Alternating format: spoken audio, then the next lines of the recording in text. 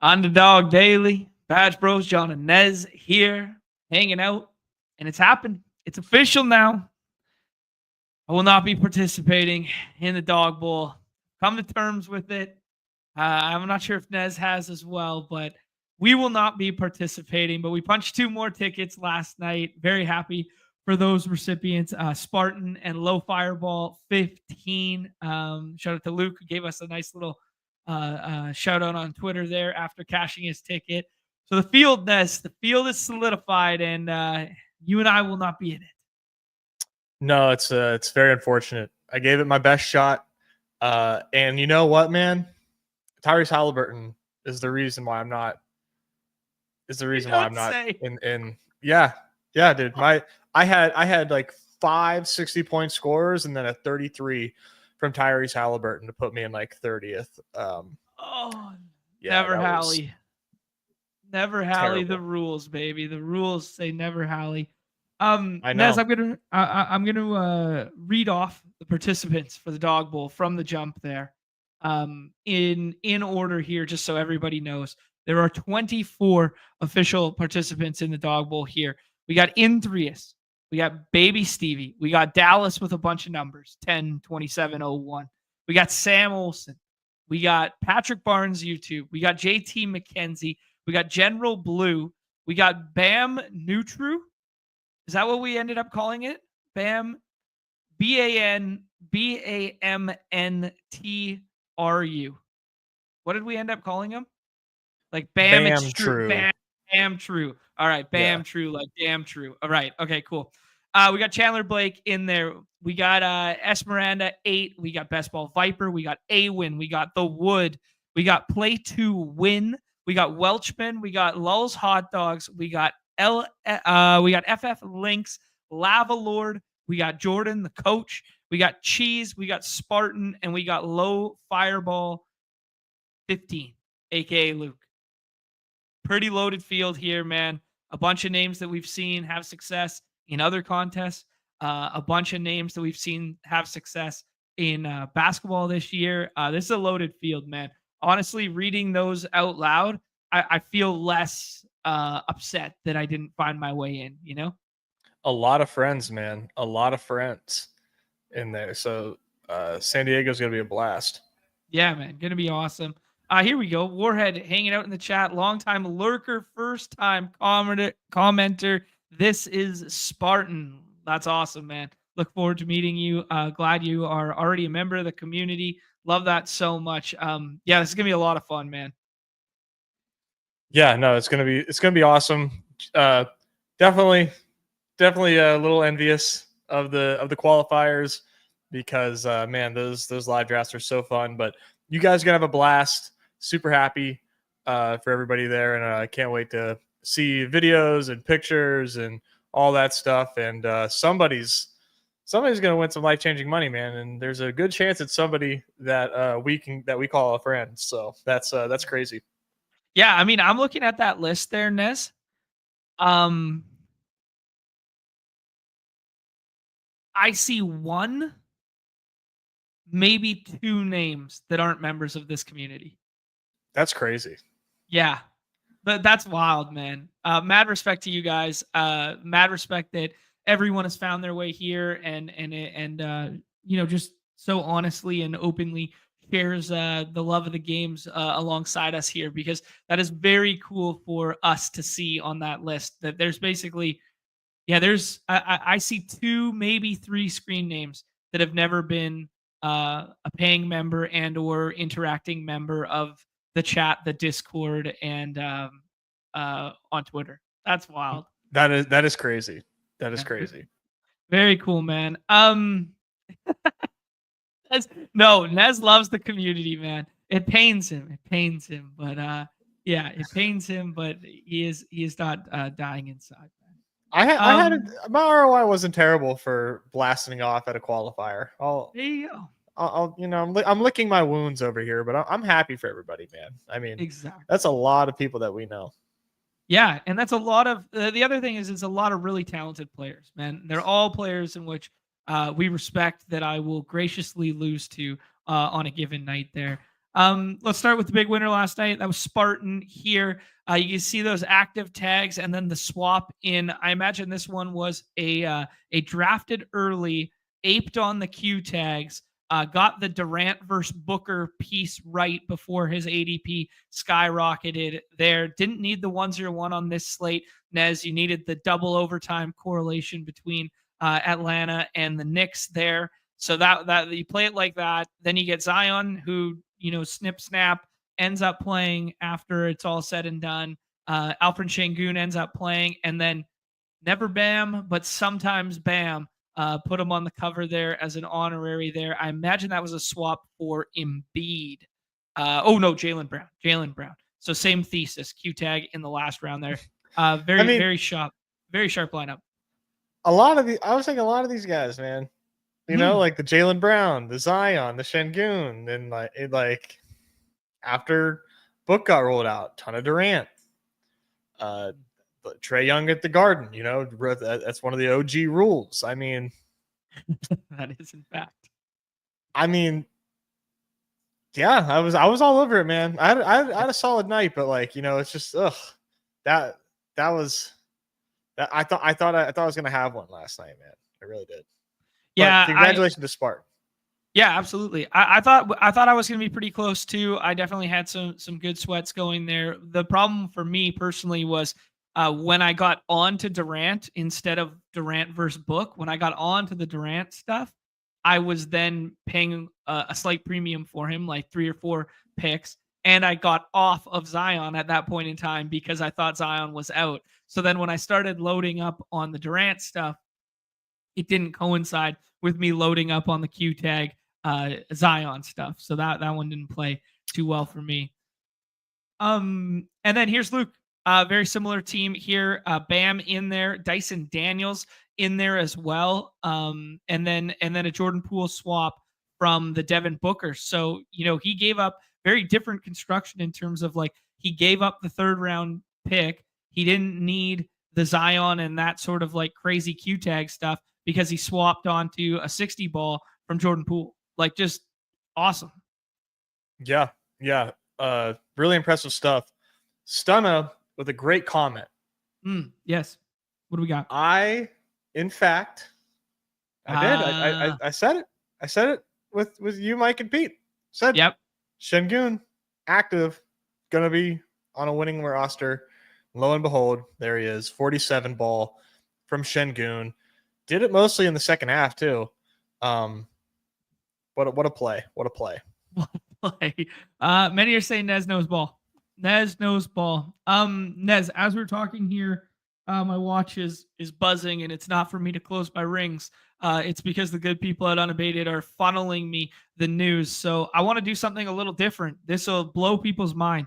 We're going to hop in a draft. We're going to hop in a draft right away, right at the very start of the show here, because I want to illustrate to the people how different this is going to look now versus when we're done talking about the slate in 45 minutes. It is a very, very tough slate right now. No one had submitted an injury report when we went live. Now we have 2 teams who have submitted injury reports, but they are not on the official injury report yet because we need 18 more minutes for them to appear on there. But they have filed. And yeah, we got a Q tag on Ant Edwards. We got Zion getting ruled out here.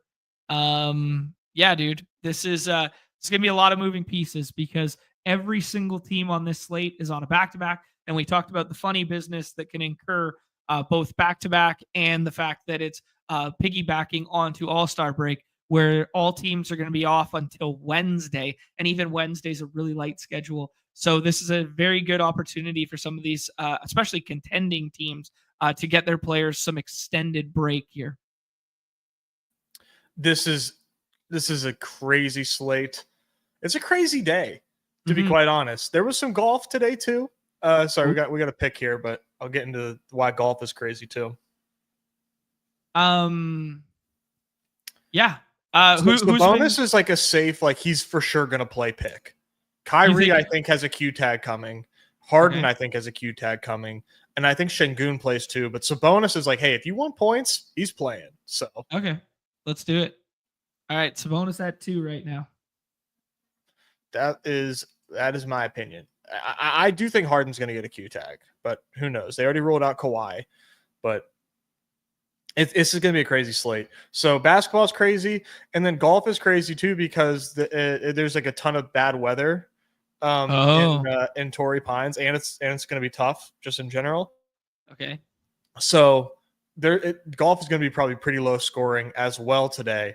But Numi and Hope gave us a 70K golf slate, which was like the highest I think that has ever been for a daily golf slate. So I maxed the hell out of that. So that'll be a fun sweat throughout the day.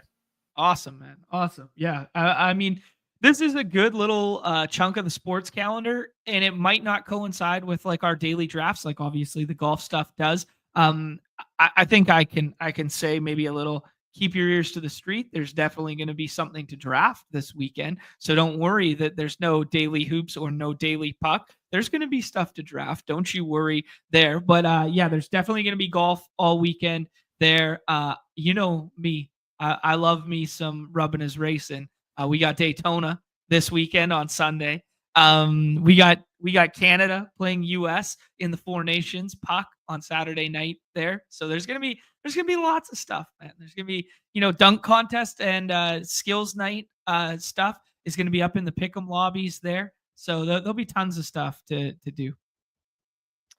Yeah, for sure. We're just gonna have to be tailing your Daytona pick'ems, bro. So you're just gonna have to. I'll sauce a little something up for the people. Yeah.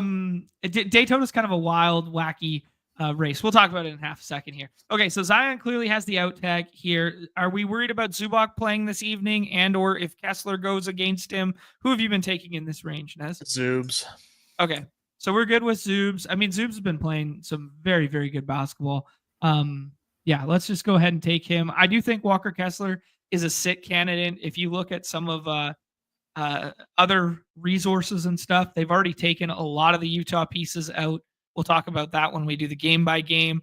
Who next for you here? Any concerns about Jimmy Buckets? J-Dub? Yeah, okay. Yeah, I mean, so I would take Jimmy, but okay. Steve Kerr said the veterans are likely to rest. Now, does that include Jimmy Butler? Because usually that's Steph and Draymond getting rest. Does that include Jimmy? I don't know. I think Jimmy's going to play. Yeah. But I do think that that wording opens up the possibilities for at least a Jimmy Q tag. But I think he plays. And if he does play with Steph and Draymond out, he's a great pick. Like he's going to probably move up a little bit if he does. So. Yeah. Okay, cool. Trey Murphy's ADP, are you okay with that one right now that we got the Zion news? Yeah. Would you push it up any further than that? I mean, I would definitely I'm not taking Curry where Curry goes. So, sure. But over those guys other than Curry, not yet. All right, cool. Yeah, this is a big read and react day, and keep your ears to the street with the news there. Walker Kessler goes there. Yeah, I was looking at some of the back-to-back stuff earlier. Like Zion hasn't played a back-to-back since October, and that's when he was like actually healthy. So we kind of all anticipated that one. Lauri Markkanen hasn't played a back-to-back since December 1st, and that was before he was doing this like 33 minutes a night stuff, and when he was doing his like 38, 39, and Utah was actually playing, more condensed, that sort of thing. So yeah, I was just kind of looking through some of these. I think Clarkson's a big rest candidate. Yeah, we'll go through it as we do the game by game here. But I really wanted to do a draft right now because there's a whole lot of guys that aren't getting drafted that are going to fall into minutes later, and there's a bunch of guys that are getting drafted that aren't going to play basketball this evening, in my opinion. Nez, Norm Powell, a little bit of boost here. Definitely Norm Powell for me. Okay, yeah, a little bit of a boost with Kawhi out. Kawhi had his best game of the season last night. Shout out to him. I couldn't flex it on the internet because our pick'ems from the show didn't win, but I won a nice big pick'em to pay for the night last night with Kawhi in the late night there. Oh, nice. Kawhi and Luke Kennard and Isaiah Collier. Yeah, who do you like next year, Nez? Do you think John Collins plays basketball this evening? Should we get scrolling? I think George is probably the most likely to. I think George is going to play. Yeah. So I would go him, or you could even like take a different guy, but this is fine here. Yeah, I'm totally fine like just throwing ADP out the window right now and getting on some dudes that I think are going to play and trying to get some combos of guys that I think once you omit people from the player pool will push up kind of deal. Yeah, I was going to suggest Pajemski. Yeah, you think Pods will be a smash here? I mean, we made the Butler's going to play bet though, so does that affect the Pod stuff? I don't think so because I don't think Steph or Draymond play. So I think like you're looking at like 34 minutes for Pods. It's still going to go. Okay, cool. Wow, Easy saying he has 90% of someone through 120 drafts right now. Wow. Okay. Trying to think who that might be. Odds good. Clips Nation, did I see you up near the leaderboard last night? I saw you up there somewhere. I didn't play any of the main there, Nez. Can we shout out the main winner from last night? It was Mikey Dance Pants. Yeah, Mikey Dance Pants. I've been noticing Mikey Dance Pants around more and more in recent memory there, putting in some good volume. So good mad respect there.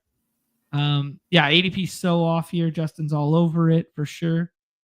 Third in the Dunking After Dark. There you go. That's where I saw it. I did play 40 in the Dunking After Dark of the crazy scroll variety.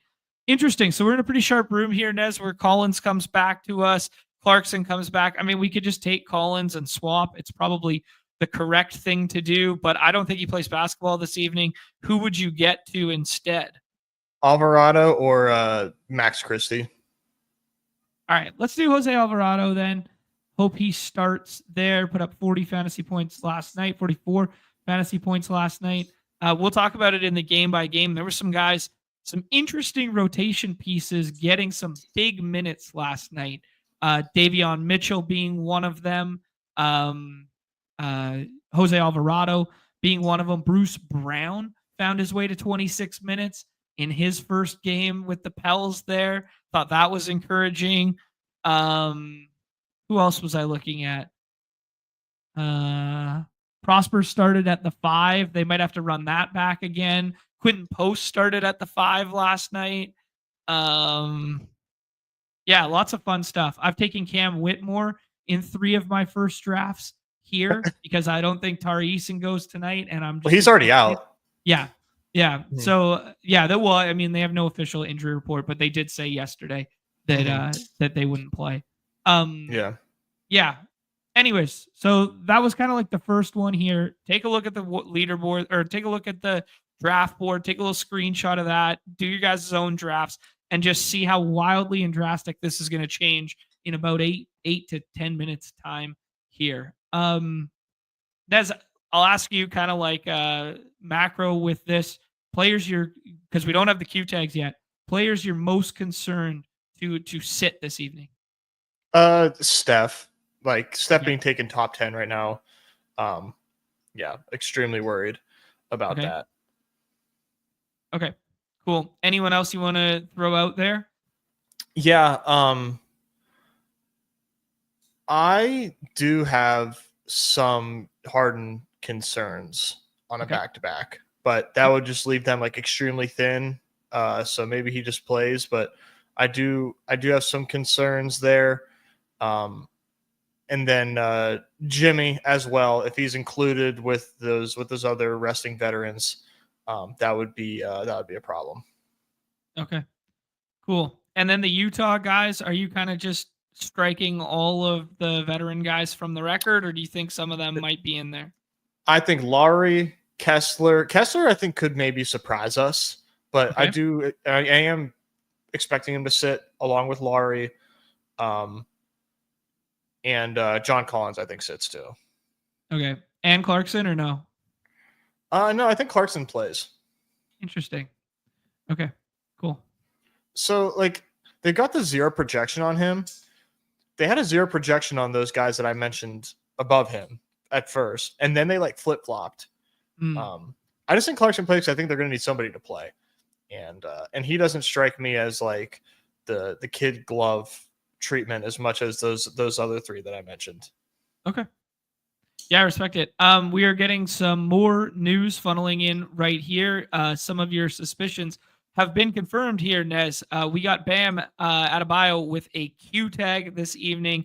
We got Rudy Gobert with a Q tag. We got Mike Conley with a Q tag. Terry Rozier has been ruled out. Andrew Wiggins is out. Kevin Love is out. Kyrie Irving with a Q tag. Klay Thompson with a Q tag. Dante Exum with a Q tag. PJ Washington with an out tag. Duncan Robinson to probable. So we got a whole bunch of news coming in there that's going to affect Heat rotations primarily there. I mean, Davion Mitchell just joined the chat for a potential 6th round pick there. I mean, played 30+ minutes last night there. And if you're going to be without Terry Rozier again and some of these handling roles, yeah, I mean, Jaime Jaquez is fighting through the illness. He was available last night, but then didn't really play. I think maybe didn't play at all. I will double check my homework on that one. Yeah. They got some major sickness going around that Heat locker room because Hero just missed and was clearly still sick and still playing and not doing well. And now Wiggins out with the illness. Yeah. Rozier out with the illness. So they got a bad bug going around that locker room. The Jimmy Butler flu. The leftover. The leftover. Yeah. So where in the last round obviously is going to be popping in some regard there. Yeah, they're homesick. Missing Jimmy. That was better. That was better than mine.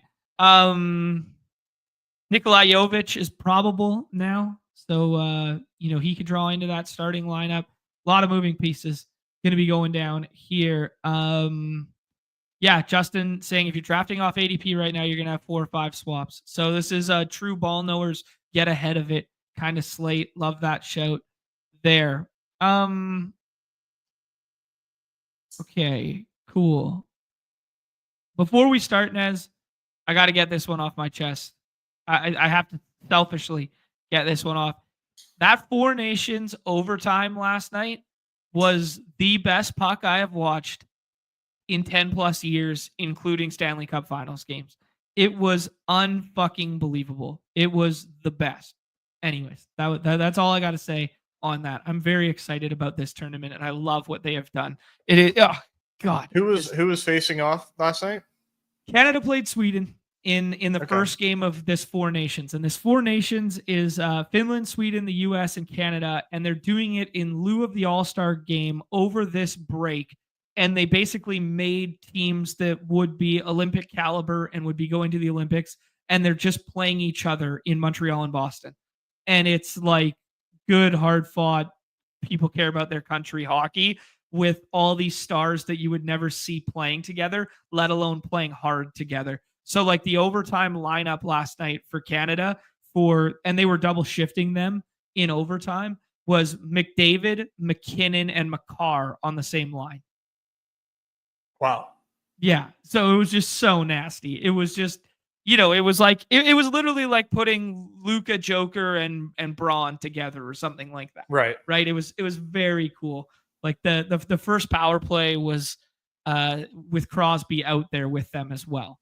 So like Crosby threw a behind the back pass across the ice to McKinnon, and they scored on the first power play in like 14 seconds with McDavid, McKinnon, and Crosby together. Like it was just so electric to watch. Yeah. Anyways, there's my soliloquy on the puck stuff. Our guy Noah is going to a bunch of those games this weekend, so that'll be very cool for him. Yeah, Avengers vibes. That's very well put. Easy. All right, Nez, I will keep my ear to the street on news as it trickles down on the right-hand side of the screen here. But we could talk about Warriors and Rockets first. 217.5, which is the lowest total on the slate as of right now. Rockets are 6-point favorites at home.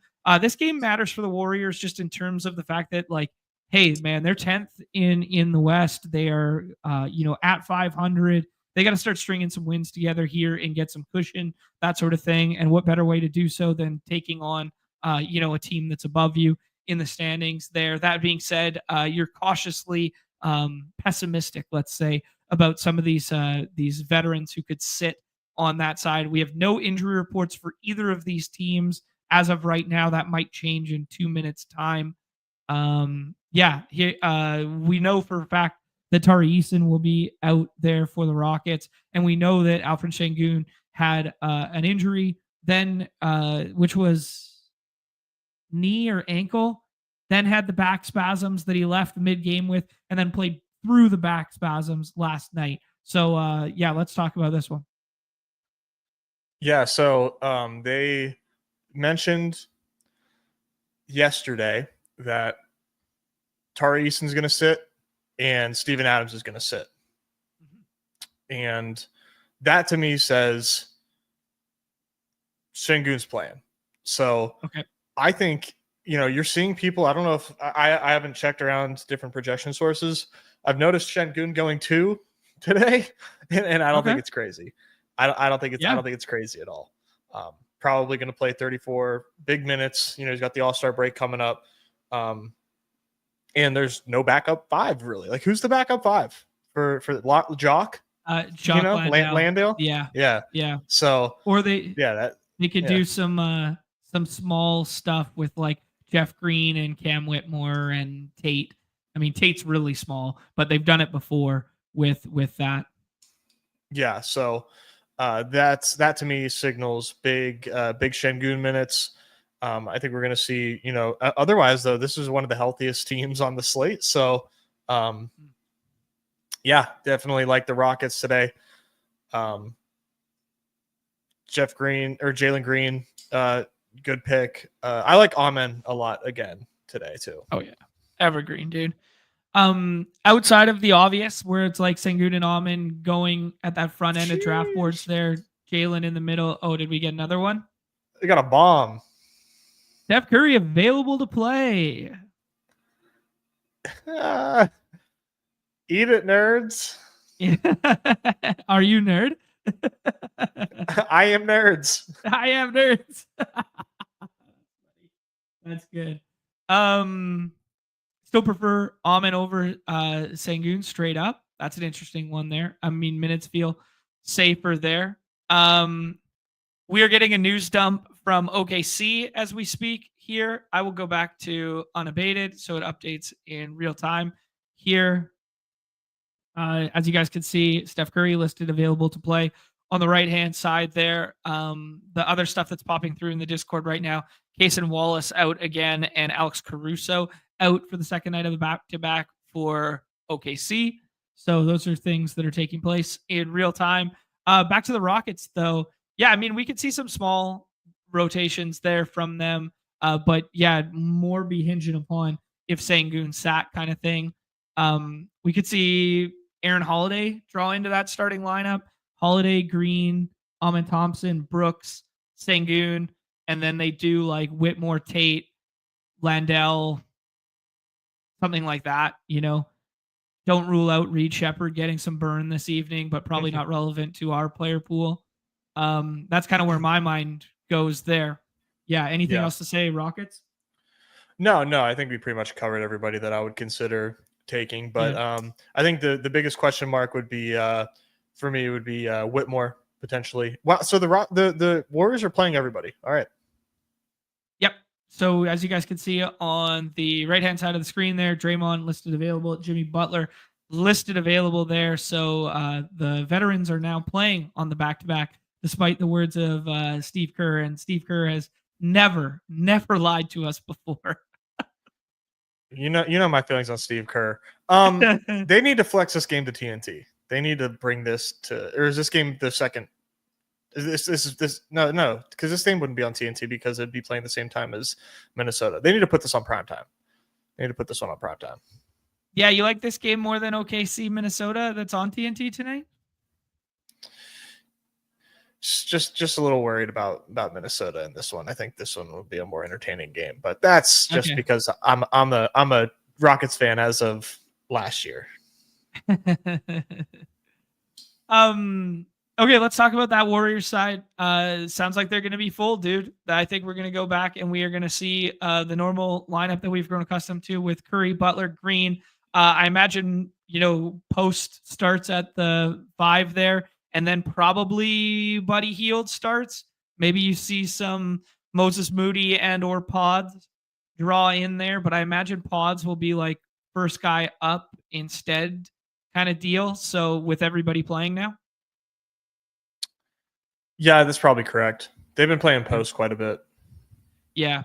As you get, especially to match a little bit of size with if Sengun's good, right? Right. You guys could see in real time here that the spread just moved on Unabated from 5.5 when we started talking about this on the Rockets to 3.5. Justin added context in the chat there that it started at +1 Warriors last night. So yeah, that's just of note there. Yeah, Kerr's gonna just play everyone 24 minutes. I mean, maybe, or they play it hard as a game that matters to them as a 500 team going into the break, so they can say that they're making that push for out of the play-in games into the playoff picture kind of deal in the second half there as a game above 500. I don't know. Anecdotal coach shit that motivators say behind closed doors, right, Nez? That's what they say. That is what they say. All right, dude. Next one. Or is there anything else you want to say there? Like, is Pods a good scroll anymore? Probably not. What do you think? I think Pods is still like an okay scroll, but not nearly as good as I was whenever I was projecting all those dudes out. Yeah. So who would you rather scroll to right now between Pods, Buddy Hield, Quinn Post, or the Rocket side of the equation with like Cam Whitmore or Aaron Holiday, something like that?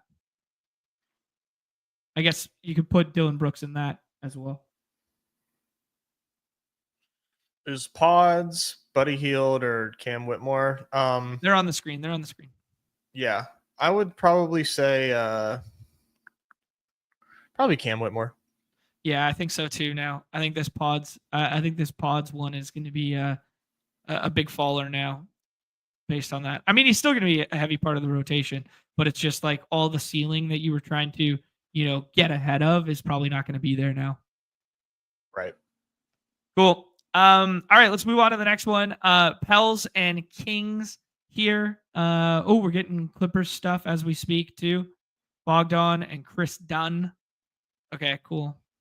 Yeah, we got Kings and Pels here. The Kings are 8-point road favorites against New Orleans without Zion this evening. There's a 234.5 there, Nez. No official injury report for either of these sides. Obviously, we noted that every single team is on a back-to-back. Kind of on the Pels side, I'm anticipating, CJ McCollum and Trey Murphy catching some steam in these lobbies. And then Jose Alvarado, who's going in the 6th round. He's going to be drafted almost every single draft now. You could make a case for Yzmisi in the last round now. You can make a case for Bruce Brown, who played 26 minutes last night, maybe jumps into the starting lineup there. It might be Carlo Matkovic. So, yeah, you can kind of talk through that dynamic of the Pels. Are there any draftable Pels outside of, Murphy, CJ, and Jose Alvarado, Nez? Misi for sure. Okay, so Misi in the last round is good? Oh, yeah, definitely. Okay. Yeah, I should play a ton of minutes. Fast-paced game. No Zion. Should be pretty good for Misi. Yeah, and they'll definitely needs the size with Sabonis playing because, like, what would the backup 5 rotation look like? It looked like Javonte Green and JRE and, like, some of these, like, smaller guys, maybe Carlo, and they're all kind of like, rotating. They're not like this does feel like, definitely 31 minutes for Misi kind of game if it's competitive. Oh, for sure. I mean, he was doing that. They're on a, I think, 10-game losing streak, and he's been playing 30 minutes. So yeah, he's definitely going to get some burn for sure here. Yeah, I mean, it's pretty thin. This nobody's given Sabonis much respect because it's been a long time since we've seen him hit 50. Mm-hmm. But man, how many boards is Sabonis going to pull tonight? Yeah, no shit, eh? Holy. I'm curious what we don't have to go straight into the pick'em lobby. Well, we saw this matchup last night, right? So these two teams are playing each other again. With Zion on the floor last night, he pulled 15 boards. He's at 14.5 with a 0.94 multiplier. Wow. Also, Sabonis snub narrative. He should have made the All-Star game. Sabonis snub narrative, just rub it in everybody's face right before the All-Star break. Oh yeah. There it is. Yeah, we potentially. I'm not worried about blowout here necessarily with the 8.5. The 8.5. I mean, we're dealing with a 7.5, an 8.5, and a 9 on this slate. So I'm not overly concerned about potential. Like, I'm not going to go forecasting blowout, right? No, not here. Also in the chat, just to like take it back to that Rockets game, Steven Adams active. Oh, he was okay. They said he's going to sit. Now he's playing. So that makes me a little streets less on Şengün. Yeah, no doubt. That's a Windhurst if I ever seen it. That line has now moved to 2.5 in real time on our screen. So I mean that started at 5.5. Now it's dropped 3 points in the last whatever that was 8 minutes. So yeah, keep your ears to the street on the Şengün stuff. I think Almond's probably like the safer out of those two to be clicking right now. Yeah, I'm giving Almond a big boost. Okay, cool. Checks out to me. Yeah, just want to talk about the game last night that we saw. It was just interesting of note. We got 28 minutes out of Yismisi and Zion. We got 32 out of Jose Alvarado, 31 out of CJ McCollum, 37 out of Trey Murphy. We only got 14 out of Carlo because he fouled out. And then Bruce Brown had 26 minutes. I don't know how those minutes were staggered. I'll look them up in a half second on the time machine to see who was first one up, because I do think Bruce Brown is kind of intriguing. There was some coach speak about him and Kelly O like playing and them wanting them to play, like just in general. Kelly O's not playing this evening, but like just in general, there was macro thought. Bruce Brown was first man up above over Jordan Hawkins and over everybody else. So I mean, there's a non-zero chance he could draw into the starting lineup tonight. And I think he starts tonight. Yeah, sneaky 6th-round pick there. Yeah, I'm really into it. I think what's going to keep people, and I don't think he's going to draw a lot of ownership. I think people are going to see his box score, see it was bad, and like tell themselves like, no, thank you. Not realizing that you remove Zion from the equation here, and it's against the Kings. Not that it was a bad matchup yesterday. It was literally the Kings yesterday. So this is I think pretty exciting to think about Bruce Brown in the last round today. Cool. Kings side of the ball there. Obviously, they're 8.5 point favorites. All of the 4 major pieces from that team get drafted every single draft, and most before the 3rd round. There, Nez, just given the landscape of the slate. So Sabonis goes in the 1st round, and then Levine, Monk, and DeRozan basically all go in the 3rd round. It was actually Keon Ellis who led them in scoring last night. Came off the bench, first man up, and filled it up. So, yeah, just throwing that out there. Nobody's drafting Keon Ellis. I'm not sure we can anticipate that yet again, but 29 minutes. He was 10 for 14 from the field. He was 7 for 11 from 3. So, yeah, not trying to chase that dragon, but I just thought it was an interesting little note there. Any love for any of the Kings pieces in that 3rd round over the other ones, Nez, or any love for auxiliary Kings pieces like Keegan, like Joe Val, like Keon Ellis? No, I mean, we like Keon on this show, but I don't know that I'm going to get to him today. It's just like the big, what is it, 4 now for Sacramento for me? Yeah, and it's so impossible to parse through those Malik Monk, Levine, and DeRozan. They're like impossible to predict right now. So I don't know what the fuck to do with them.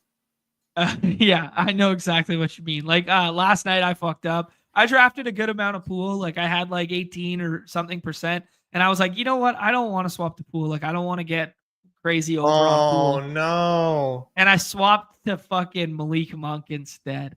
And I was just like, I think he's going to be lower drafted, and I didn't have very much Malik Monk, and man, that one bit me right in the dick. But yeah.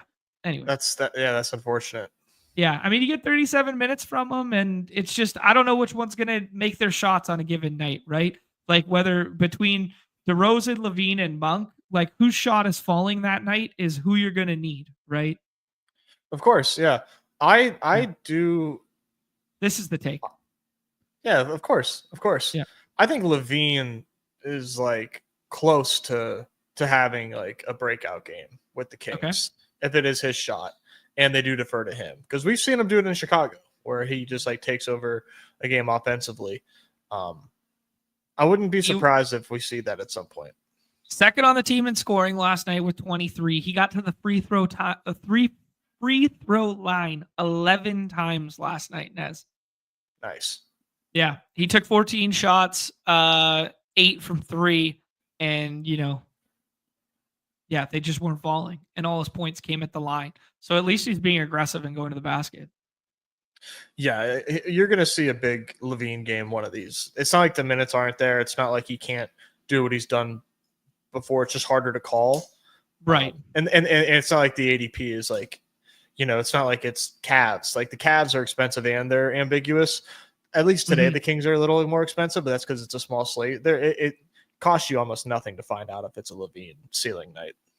Yeah, no, that's true. I do think there is like just an evergreen comment about potential leverage that I do think there is always the potential for leverage if you want to be the guy on any given night to just be like the third king or the fourth king or the fourth Cav and just be like, I'm building my portfolio around that and I'm blocking the other two out.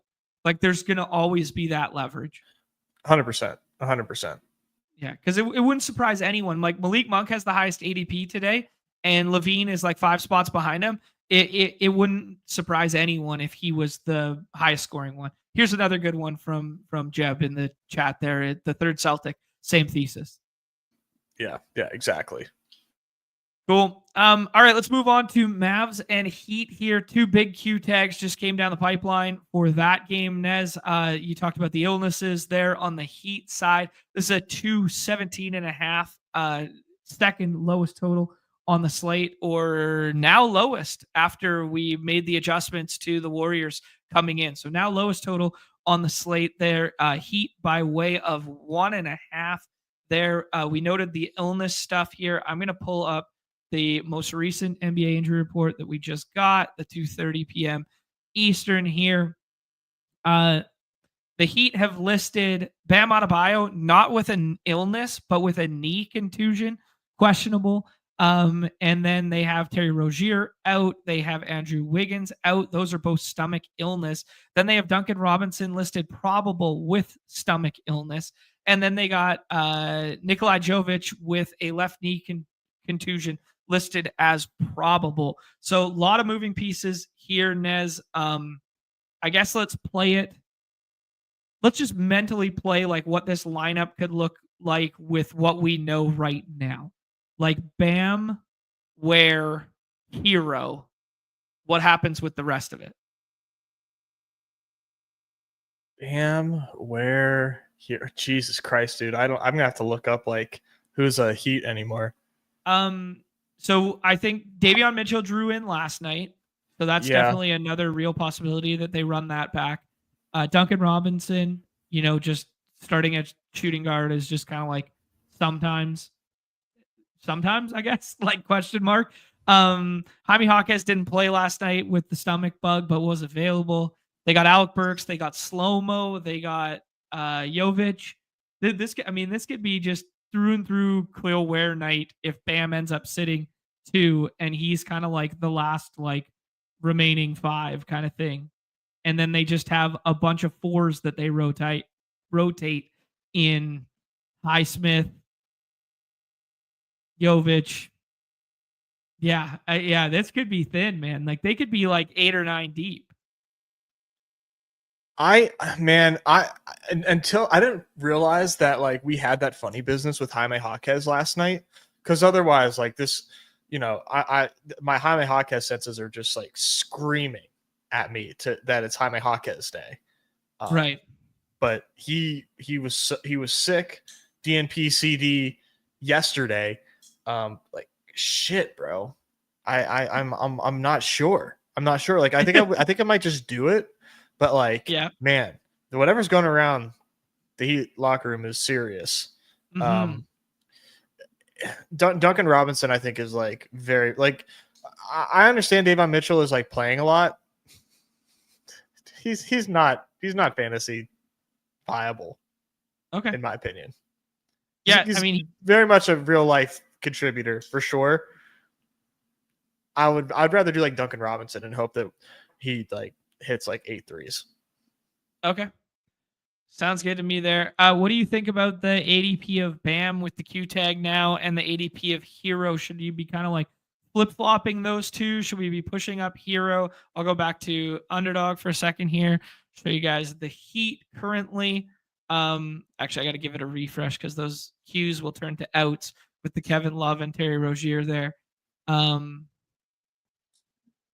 back to the Heat here. Yeah, what do we think about some of these ADPs now? I still think that like. So what is Bam's Q tag? Is it a knee? Is that what they're calling it? Yeah, left knee contusion is what they're. I didn't see anything last night, and he played really well last night, but I don't know. I kind of just think Bam plays. I don't know. Okay.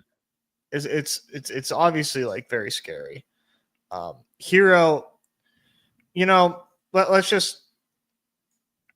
Now that I'm thinking about it, Hero, is getting discounted because he has not had good games because he's coming off this illness.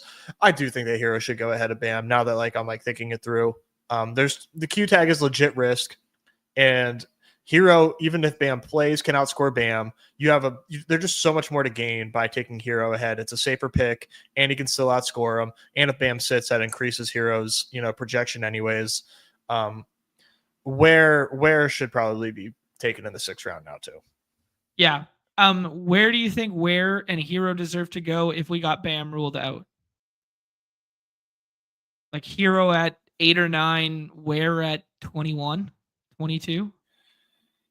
I think Ware 20. Yeah. Yeah. Okay. Yeah, I kind of agree with that there. Do you want to get to Jovic, Duncan Robinson, Jaime Jaquez in the last round? I do want to get to Jaime. I'm a Jaime Jaquez guy. I want some Jaime in my life, but I don't know. I am a little worried about this 0 minutes active yesterday. Yeah. Jovic, I refuse to draft Jovic. I just the same way. Like it's just out of principle. Like there's too much ingrained with the Nikola Jovic lore. Like it's true, man. Like former like he didn't he used to have like way back in the day like a top 10 ADP like before like things like got really serious on the dog app. Like wouldn't he be like a top 10 pick on he'd be like days? 101 misclick for the all overnight. Yeah.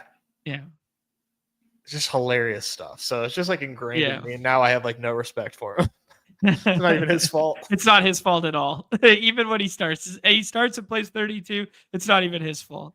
Nez, let's go to the Mavs side of this one. We got the Q tag dump there. They dumped their full injury report on us. Obviously, AD is out. Gafford is out. Lively is out. Caleb Martin and Dwight Powell are out. Q tags on Kyrie Irving, Dante Exum, and Klay Thompson this evening. Yeah, man.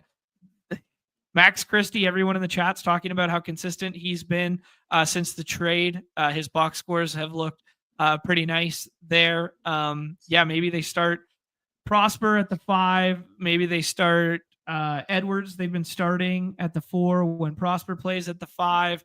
Neither of those guys are getting drafted. You could mix in, Dinwiddie or Najee Marshall in the last round. But what do you think, man? You want to get overweight on Christie? Do you want to chase these Q tags? What are your thoughts on Mavs? I'm a big Max Christie fan. Christie fan. So I do like Max Christie. I do like Najee Marshall tonight. But like a lot of the stuff I am like more or less like waiting for, to get confirmation about Kyrie Irving. Okay. I was expecting him to get the Q tag. So I'm not like overly surprised by that, but like I cannot just like take Spencer Dinwiddie and hope that Kyrie sits. Like I need to know Kyrie is not playing before I actually click Spencer Dinwiddie's name. Okay. But that's basically it for me. Like everybody that I just mentioned. I guess like semi shout out to OMP, Olivier Maxence Prosper. Because he probably will start at the 5. He played 33 minutes against the Kings. I think that was an OT game. I can't quite remember. And only 24 against the Warriors because Kid had that quote that Underdog tweeted that everybody's playing the 5. And I think that he stuck to his word. So, this is so ugly. And you know, the total, I would probably even go lower than what it is right now. I think I said all I need to say on that. Okay. Do you have a lean on Kyrie playing or not? Like, will you take him at 4 right now? Probably not. Okay. You're drafting right now. Would you rather take Harden or Kyrie? Harden. Sengun or Kyrie? Amen Thompson. Okay. Steph, Sengun, or Kyrie? Steph. Trey Murphy or that grouping? Kyrie. Okay. So your stopgap's about pick 9. Pick 8, pick 9 for Kyrie then. Yeah. Okay. Because like it's the Miami Heat, you know what I'm saying? Like I don't even think it's like a great spot for Kyrie as is, and he's got this actual, questionable tag in my opinion. Like, I don't know, man. Okay. I don't know. Yeah. Okay. Sounds good to me. Just for the record, the Kings, when we were talking about it, hadn't officially filed yet because we didn't get that big news dump coming in. The Kings filed. So did the Warriors. They both filed, and they filed basically nobody, just G Leaguers and Jonathan Kuminga for both of them. So they're full go tonight, both of them, by the looks of it, as of now. That's awesome. That's real fucking hoops right there. That's real hoops, baby. It doesn't matter the All-Star break tomorrow. Play your guys. Yeah, damn right. Okay, cool. Here's the nationally televised game at 225. There, the Thunder are 9.5 point favorites on the road at the T-Wolves there.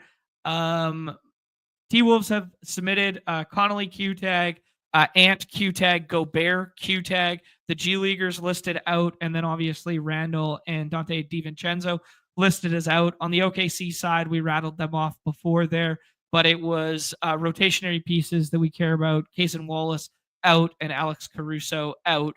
That's kind of all we care about there. So yeah, with the Thunder and T-Wolves here, obviously SGA is kind of like 101 with a bullet today. He stands out in a big way. But we could talk about kind of like Chet coming back and how it affects the rotation of or maybe just output of J-Dub and Hartenstein, who go every single draft. There's basically 4 pieces there. And then is there anyone else we could possibly get to on the Thunder side in the last round? Like, do you want a Wiggins? Do you want a Lou Dort? Anything like that this evening? No. This is a pretty tough team to draft when they're all healthy and they're playing. I mean, the T-Wolves right now are not a bad team to face, but this is definitely not like a super exciting team to be getting to right now. Like, just given the fact that there's injuries, and we know that, or at least we think we know that all these guys are playing, they become like attractive picks. I do like Chet at price. Like, I think Chet with like the stock upside and just like the efficiency while he's on the court, like I have no problem taking him at ADP. And like even Hartenstein's like so cheap that like I don't mind taking his points either at that price. Yeah, I think both of them are going to push over the Utah guys. You know what I mean right now? So like right now we have all those Utah pieces in and we have nobody submitted for Utah yet, that I think this Hartenstein ADP is kind of fake and he pushes over that grouping soon. That's what I'm kind of thinking. Like, I ended up with a ton of Hartenstein from last night's runs because I had him over the Jazz guys, thinking that they were all going to sit. Yep. Just to confirm, they have not filed? Correct, yes. The Jazz and Clippers have not officially filed yet. Okay. As of 28 minutes ago.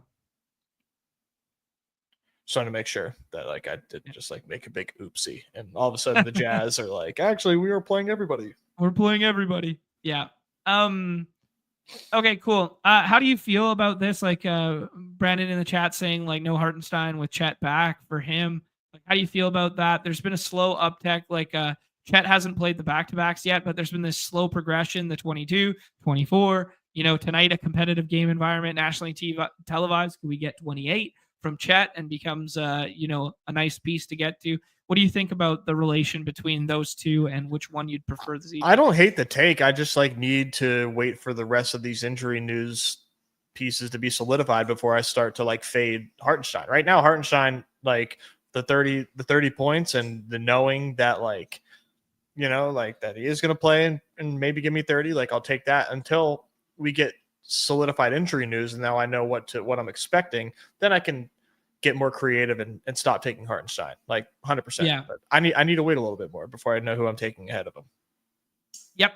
That sounds good to me. Would you rather take Khalil Ware right now or Hartenstein with what we know? I think Ware. Yeah. Give me the ceiling, baby. Give me Ware. Yeah. Yeah, we talked about this a little bit, the quote from Kerr and the resting the veterans there, Emwald. We talked about it during the segment. But yeah, this is also a good thing to just keep on people's radar that they could do the classic Steve Kerr bullshit snip snap on something like that, even though they list them available as of right now. You could see, the late Q LOL hoops still coming down the pipeline, especially if the other side does something weird. That'd be a nightmare. That would be a goddamn nightmare.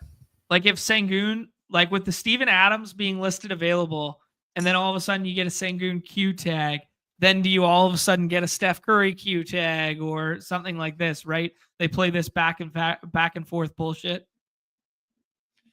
Yeah, I mean, maybe. Yeah, we've seen dumber things happen on an LOL hoops in my day.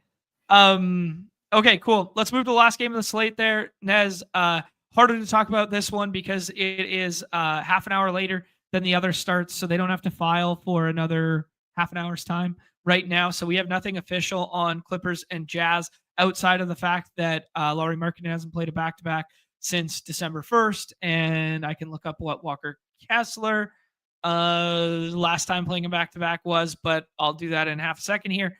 But yeah, the other one being Kawhi Leonard, who had a nice game last night, returned to not full, but getting up there again.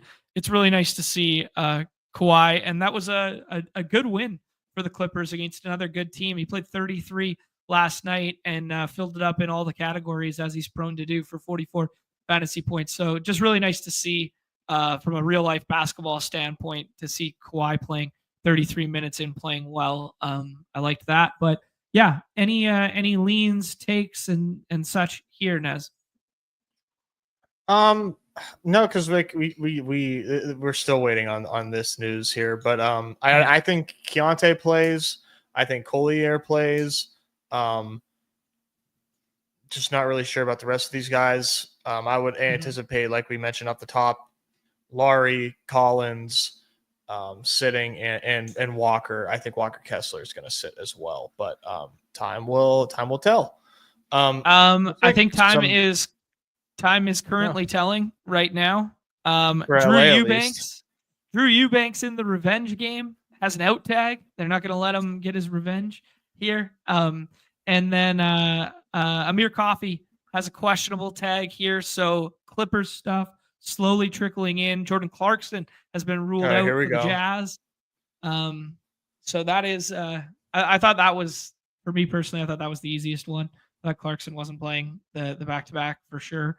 KJ Martin will not make his Jazz debut this evening. You guys can see this trickling in on the right-hand side in real time of the Unabated interface. One of the many perks of the Unabated interface. TikTok. Come on, Jazz. TikTok. What else we got? Come on. What else? Come on, Jazz. Give it to us. I need to know. Walker Kessler played a back-to-back 0 days rest on January 5th versus the Orlando Magic. And then that same back-to-back that Lauri Markkanen last played on December 1st, he played in that one as well. So at least he's played a back-to-back on this side of the calendar this year. We could say. Not within 30 days, but yeah, he did do that, huh? Yeah. So there it is. Collier, there's Easy's 90%er.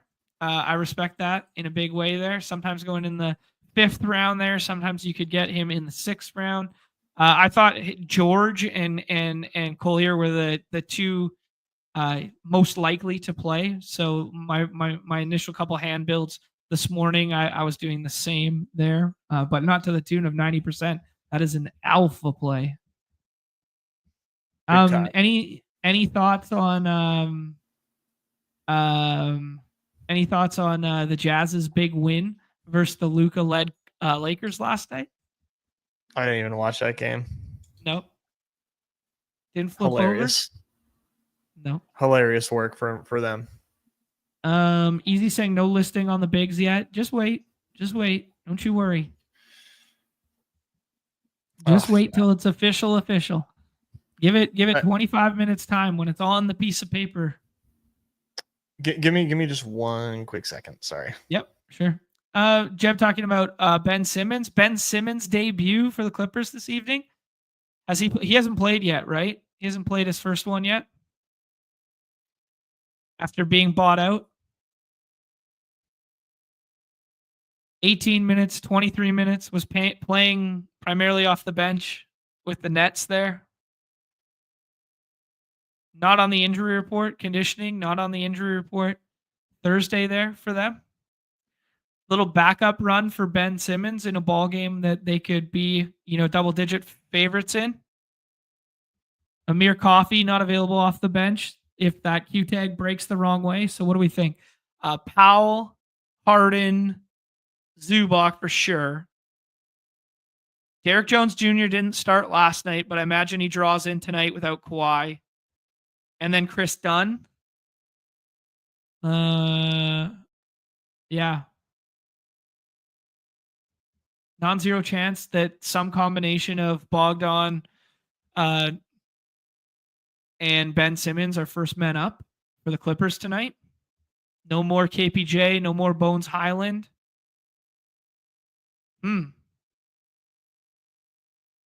Interesting. So the Jazz Twitter had no bigs listed. That's interesting. Okay.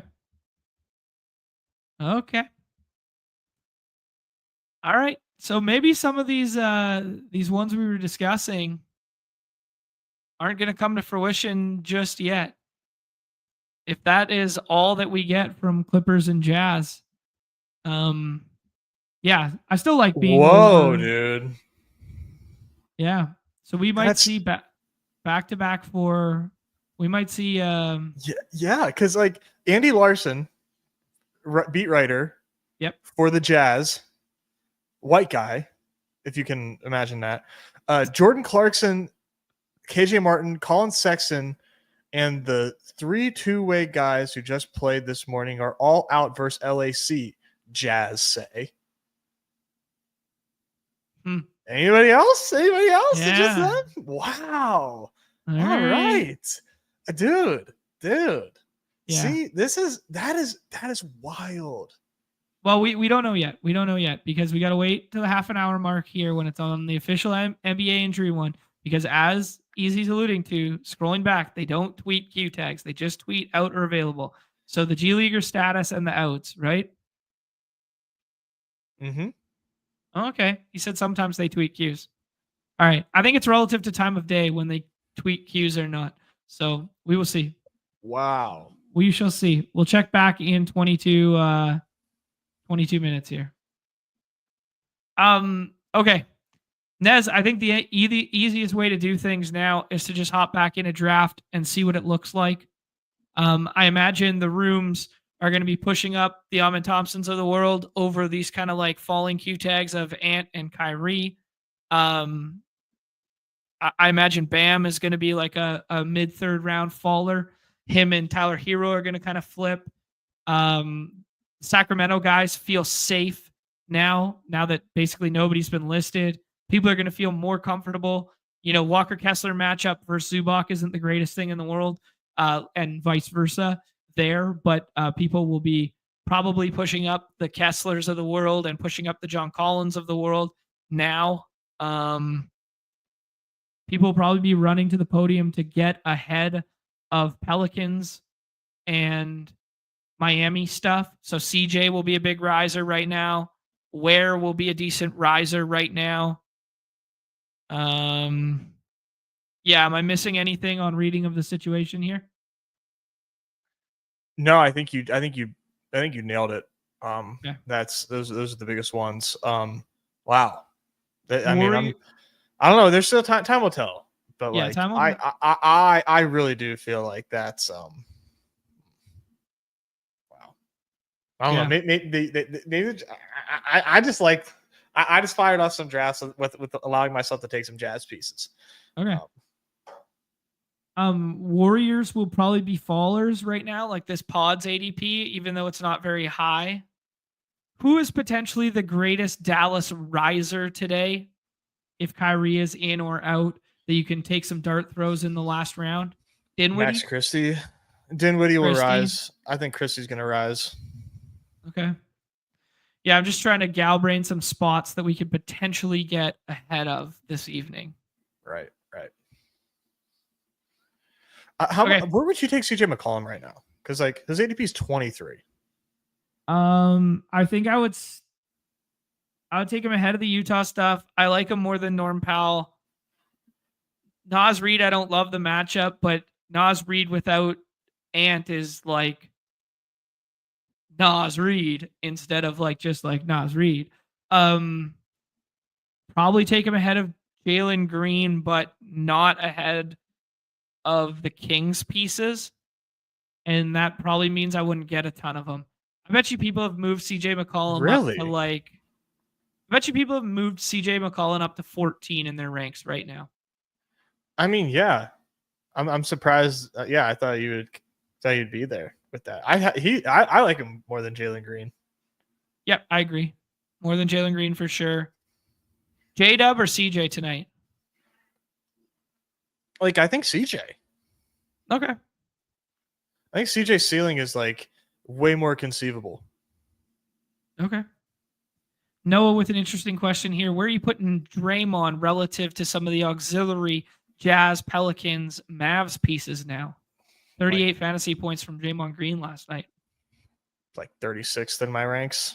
Never Draymond? Draymond on dad slates only. There's just there's no need to take Draymond, in my opinion. If Draymond gets no stock, which is a very rare occurrence, he's definitely a stock getter. We know how his propensity to be aggressive on the defensive end. His floor is 2 techs and he gets kicked out. So his floor is 0. Then his mean projection is 24, maybe a 0.8 fantasy point per minute guy in this current state of the Warriors. I'm just guessing. Now that Butler's there, we don't have a big enough sample to actually do this. And then if he plays the 32 and fills it up, his ceiling is 35 fantasy points. So he has the tightest band ever because he just never fucking scores, right? Yes. 100%. It's so interesting. It's a ceiling game for Draymond is 5 stocks, 10, 5-5, 15, 5-5-5. That kind of thing. And that's good for still less than 40 fantasy points. Yeah, it's not. I mean, he's fine. He's fine. I don't think he's undraftable. He's not someone I typically take. Yeah. This slate does feel data adjacent, does it not? All right, Very much. Let's circle back to the Trey Murphy conversation. Just asking where you guys would currently rank Trey Murphy. Trey Murphy ahead of Amen or Steph Curry for you? Neither. Ahead of Zubac for you? Yeah. Ahead of Kyrie and Ant for you? No. Okay. So I think if I was just going to fire off an auto draft right now, and I'm using Nez's knowledge and what's being said in the chat right now, I think it'd be SGA, Sabonis, Harden, Amen, because I'm slight Amen over Sengun and I got my Windhursts up for a potential Q there. Then I think I would feel fine putting Steph in there. Sengun, this is, depending on your feelings, interchangeable. And I don't want the Houston pieces getting tagged together over and over again. Something like that. Then maybe Trey Murphy and then the 2 Q tags. But you could also do the Q tags above Trey Murphy if you think they're going to play, that kind of thing like that. What do you think of that, Nez? Yep, I have Trey Murphy 9. Okay. There's your top 9 as of right now. And then I think people will do the Zubac, they'll do the Hero, they'll do the Butler ahead of Bam, and Bam will be falling to 15, 16 right now with the Q tag. Yep, 100%. Okay. Turbotron saying Trey Murphy at 7 runs away. He has the Q tags ahead of them and Trey Murphy at 7. Can't fault it, man. Can't fault it. All right, let's rip one more of these. It's not going to look as different, I don't think, as the initial one we did there, Nez. But it's definitely going to look different with some of the pieces. I'm about to run into my robots, brother. There is Nez. I barely recognized him with this new avatar. I know. Barely Easy changed his avatar and it looked fun, so I wanted to throw on the snapback Jack headband. Ooh, those who know kind of thing. We got 325 of us right now, and the avatar in which I am ranking right now, or rocking right now, is the a touching tribute to the one New Me Too, our fallen soldier. Yeah. Tuna, let's answer this question. So your projection on Amen Thompson, since you have him so high, it's not about the median projection for Amen Thompson. Mm-hmm. It's about what he can do, and that he becomes preloaded with 5 stocks and has the ability to be the highest scorer on a slate fairly easily, and that he plays 40 minutes. The projection, let's call it 40 fantasy points, but mm-hmm. He's a very difficult to project guy. It's the complete opposite of the conversation we just had with Draymond Green in terms of bands of range of outcomes. Right. We get a little gift here, a little SGA at 2. Nobody runs better than the Canadian getting gifted the Canadian at the 102 there, Nez. Let's see what transpires the rest of the way here. Well done, John. That's why you're the best. People are saying game of skill, and I always roll the 101 and or get the 101. I just do it better than anybody else does. Can't teach that. Can't teach it, man. It's like speed.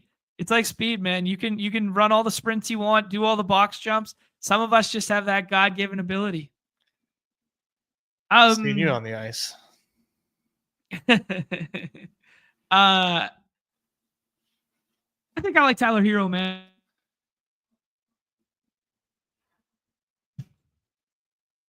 I was frozen. Sorry. I like Tyler Hero. He's not sick. Yeah, he's gonna jack up a whole bunch of shots. Tyler Hero over Bam for me right now. Maybe the Q tag falls back to us and we can pair them together, or maybe we can get crazy with it and we can push somebody else up. Yeah, I do like Jimmy too, but yeah, I think Hero and Jimmy greater than Bam at the moment. Okay. We could do one of the Kings pieces. Could be kind of fun. We could pull Levine from the other side of the board. We could do Walker Kessler because he's in, or we could do this CJ pick that we were talking about. Let's go crazy and get CJ. Yeah, let's fuck around and find out.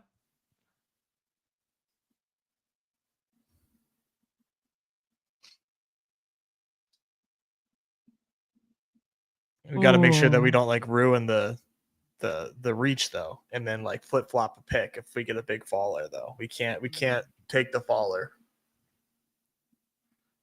Can't take the faller. This is the nicest thing anyone's ever said to me, Jeremy. Thank you.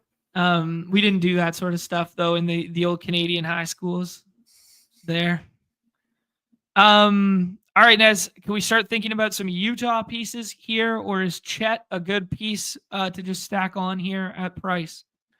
I'm like fine with Chet, but if you want to do John Collins, like, go ahead. Let's do Chet, and one of the Utah pieces will come back to us because there are 3 available in this range. Could also have the conversation about Gobert with the Q tag. Fearless 101 there. Yeah, he's just racking up the Q tags and he's going Sabonis, baby.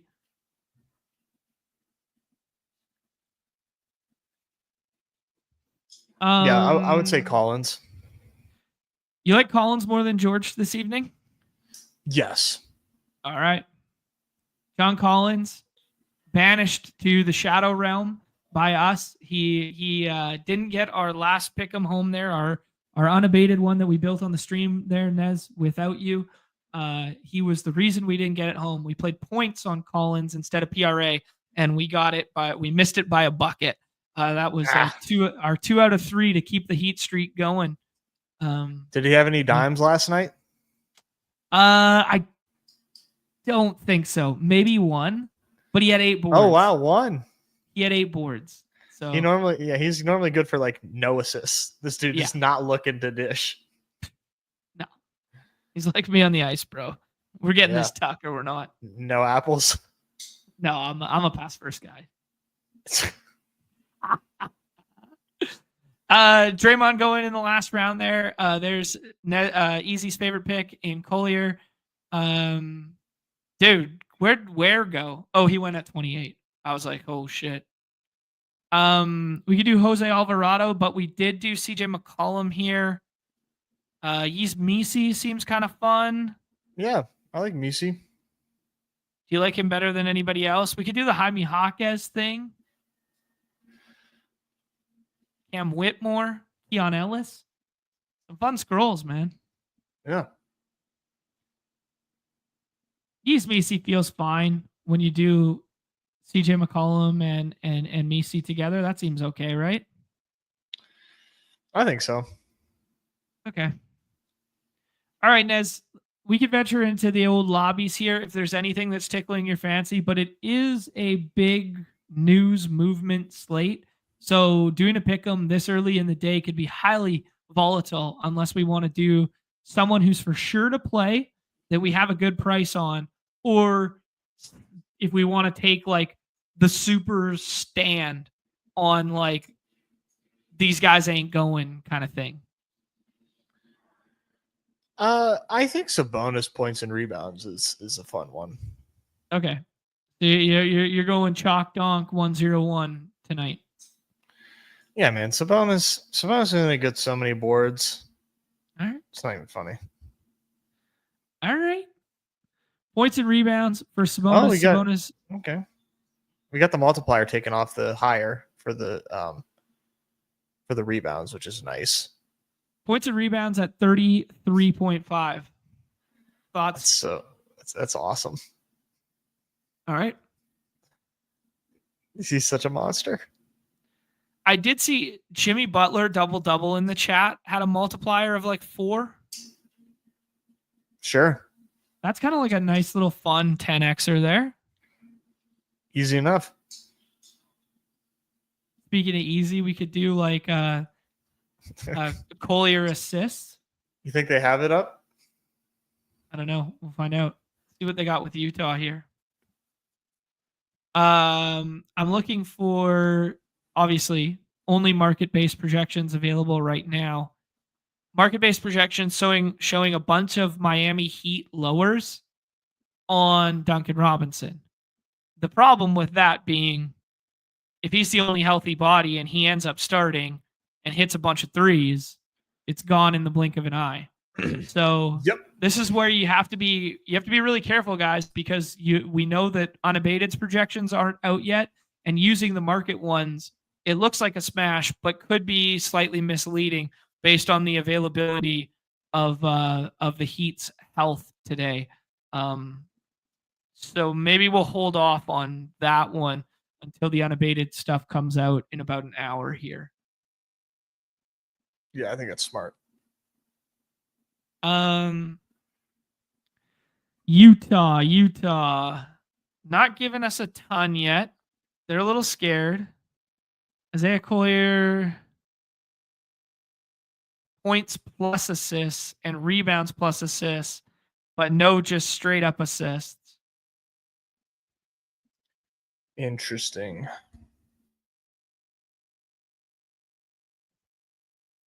Ben Simmons, points and rebounds?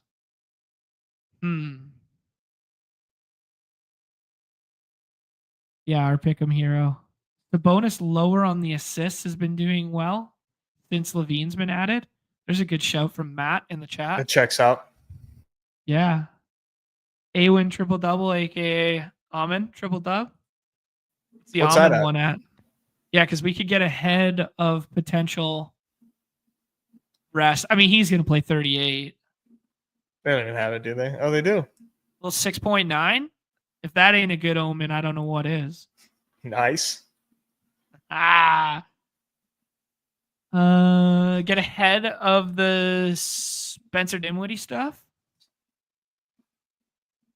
Ant lower on the points.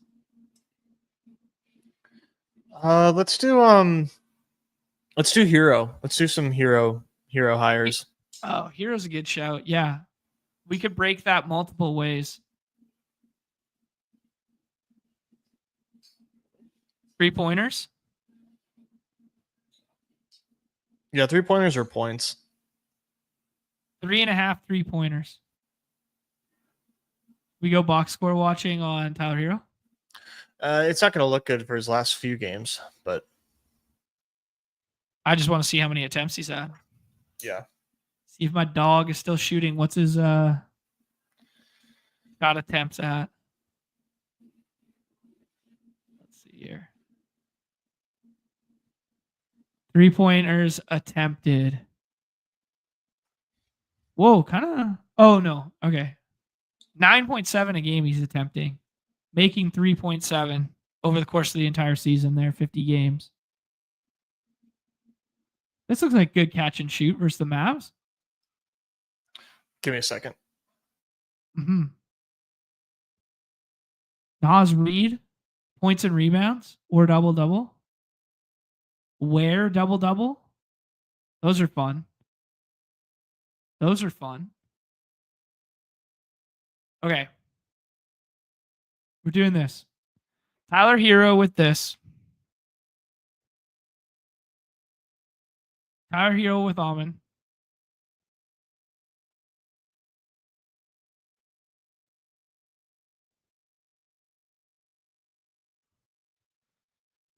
Let's see what we're getting with the Ware stuff.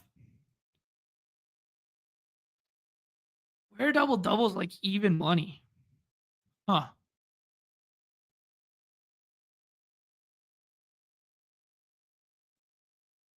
Okay.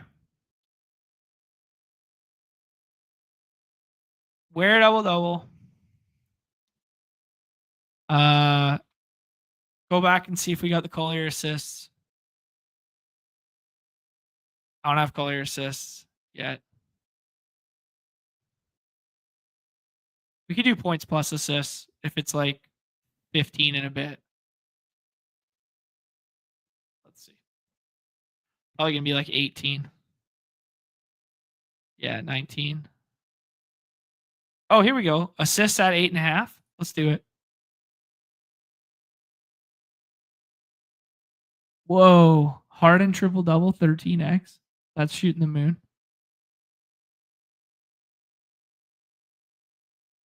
I'd fight my grandma before taking ant lowers at home on TNT. I fucking love that. Let's do Naz Reid, points and rebounds. I like that because that can break two ways. either Naz Reid can play good basketball this evening and keep racking up the minutes in which he's playing, or Ant can be ruled out and that line moves in our favor. That's the kind of one that I like.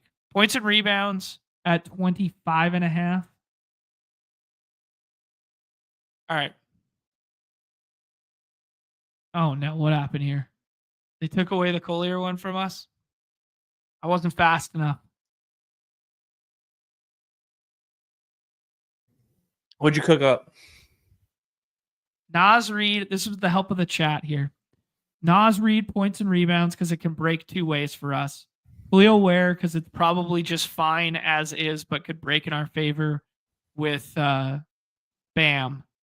And then apparently I keep losing the Collier assists for whatever reason. So we might have to do points plus assists. Or just pivot off that to something else.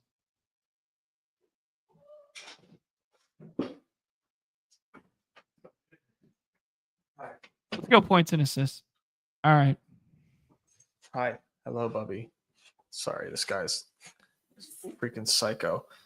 Mr. Bubby boy. You're crazy, dude. All right, dropping that one in the chat right now. So we got two. Thank you. We got two right now. Those are we got two right now. Those are fun. But keep your ear to the street. There's gonna be a lot more news coming down the pipeline here. Nez, my friend, I promised the people that we would do a dinger here. The problem being, I might have to dip out, but can you commit to finishing a dinger? I think so. All right. You are in charge of bringing up the dinger then. I think I got about 28 minutes in me here. And then I got a whole bunch of shit I got to do before I'm leaving this evening. I'm supposed to be leaving at like 4:40, but that ain't going to happen. All right. Give me 1 second here.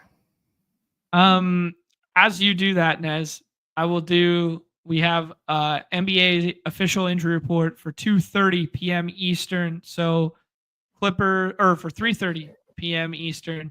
So let me refresh and get that thing going.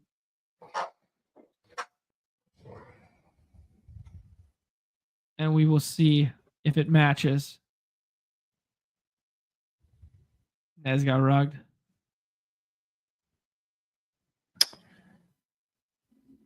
Guys, this is going to be our last show for the week.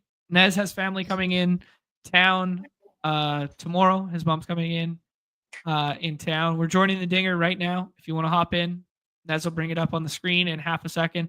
So if you want to draft the dinger with us, hop on in. Nez has family coming into town. It's All-Star weekend there. I'm going away till Tuesday. So I'll be back on Tuesday. Nez is going to run a members only paywall one on Monday that will incorporate, maybe some new contests. Perhaps maybe coming down the pipeline, there might be some contests. So Nez will be running that one on Monday. No show tomorrow. Correct. Sorry, I got my dog going nuts, pulling up the dinger. We are locked in. We are locked in. There it is. There it is. Who are you, James? What are you repping Do Boys for? What you know about Do Boys? Get out of here. God damn. These dogs, man, I tell you. Oh, don't lump Mr. Good Boy. Don't lump Mr. Good Boy in with these dogs, bro. He's upside down. He's a Mr. Upside Down boy over here. He's chilling. my does not chill. I think my Bobby Witt 101. Ooh, stand for something out here. All right, awesome. Here we go. Nez rolls the 103 for us. I'm seeing Easy in here. I'm seeing, who else am I seeing? Here's Nez gets his 101 at 103. I've been capitulating and taking Shohei, but this has got to be Aaron Judge, right? I mean, come on. There it is. I'm not taking Juan Soto over Aaron Judge, bro. Nah. Over my dead body. We haven't really talked about Juan Soto yet. Like the park change, he has a career high in home runs last year. He's protected by one of the best hitters in all of baseball. The acquisition or re-signing of Pete Alonso is pretty huge in my estimation for the protection in that lineup of Juan Soto. So maybe that's a little uptick. But I am a little skittish at the home run stuff for him. Like he stays so high in our rankings because he walks so much, but he doesn't run. I don't know. If you take away like 10 home runs from him, from his outlier season with the short porch right there, I mean, I don't think the stats, crazy talk. The stat people will throw at you is that his X home run would not have changed if he was outside of Yankee Stadium. Okay. There we go. That's what they throw at you. But okay. That's good to know. I didn't know that. But the thing is he's not doing exactly what he did last year. It's Juan Soto, dude. I'm not trying to talk shit on Juan Soto. I just it's no question Aaron Judge for me. Just no question. Yeah, it's true. Yeah, nobody's going to project him for 25. Nobody's going to project him for 25. It's going to be a big dinger week with the All-Star break. So I think we're going to see a lot of liquidity in these streets. It should be good stuff. Yeah. Yeah, I don't know. 41 last year, career high. 35 the year before that. 27, 29, but missed some time in the previous years. He's a monster for sure. And he walks so much. Yeah, he doesn't really need a whole lot of selling. Yeah. It's true. Juan Soto's home run prop opened at 34.5 and is down to 32.5. 32.5 sounds about right. Okay. Yeah, I would agree. Even when you don't roll the 101, you still get the 101. Dude, it's crazy. Every time I'm in a draft with Dan, I have the 101. Like every time. It's wild. Like I only get the 101 when Dan's in the room with me. All right, comes back to us here. Lindor for the stack for easy. You can take your boy Vlad here. Okay. Yeah, Vlad at this falling back this far is pretty crazy. He normally does not make it all the way back here. Yeah, I mean, you want to talk about two profiles, like hitting profiles that are going to age the best in baseball right now. Vlad's got to be one of them, and Juan Soto's got to be the other one, right? Yeah. Like of these upper echelon guys that are like still, not 30 kind of thing. Like those profiles age so nicely, right? I feel like they do. Yeah. Jordan ages nicely too, but he's a bit older and has the knee concerns. All right, Merrill Rooker to Nick Bach. J-Dubs takes our Skeens. That was a bummer. I was really looking forward to a falling Skeens there. Mm-hmm. What do you think about with Bregman in town? That's exactly what I was about to say. Yeah. A little more enticing. Some really fun stats on Bregman yesterday from the baseball is dead contingency there. And yeah, I mean, he's the highest. I got to find the actual stat. I think it was Jay Hay who tweeted it. But basically the only person minimum 85 games in Fenway that has a higher OPS plus or OPS, something like that, is Ted Williams. It's crazy how good he's been. But yeah, that's wild. That's wild. This dude loves hitting in Fenway, as most right-handers do, but wow. Let me see here. I think it might have been Jay Hay. I'll bring it up on here. the Nugget chef himself. Let's see here. I mean, it just makes a lot of sense. Makes a lot of sense. Yeah, here it is. Okay. The only player ever with a higher career OBP at Fenway Park than Alex Bregman is Ted Williams. Minimum 95 plate appearances. Like, how's that even possible, man? That's so sick. Wow. That's so sick. I think they threw out a total stats one too.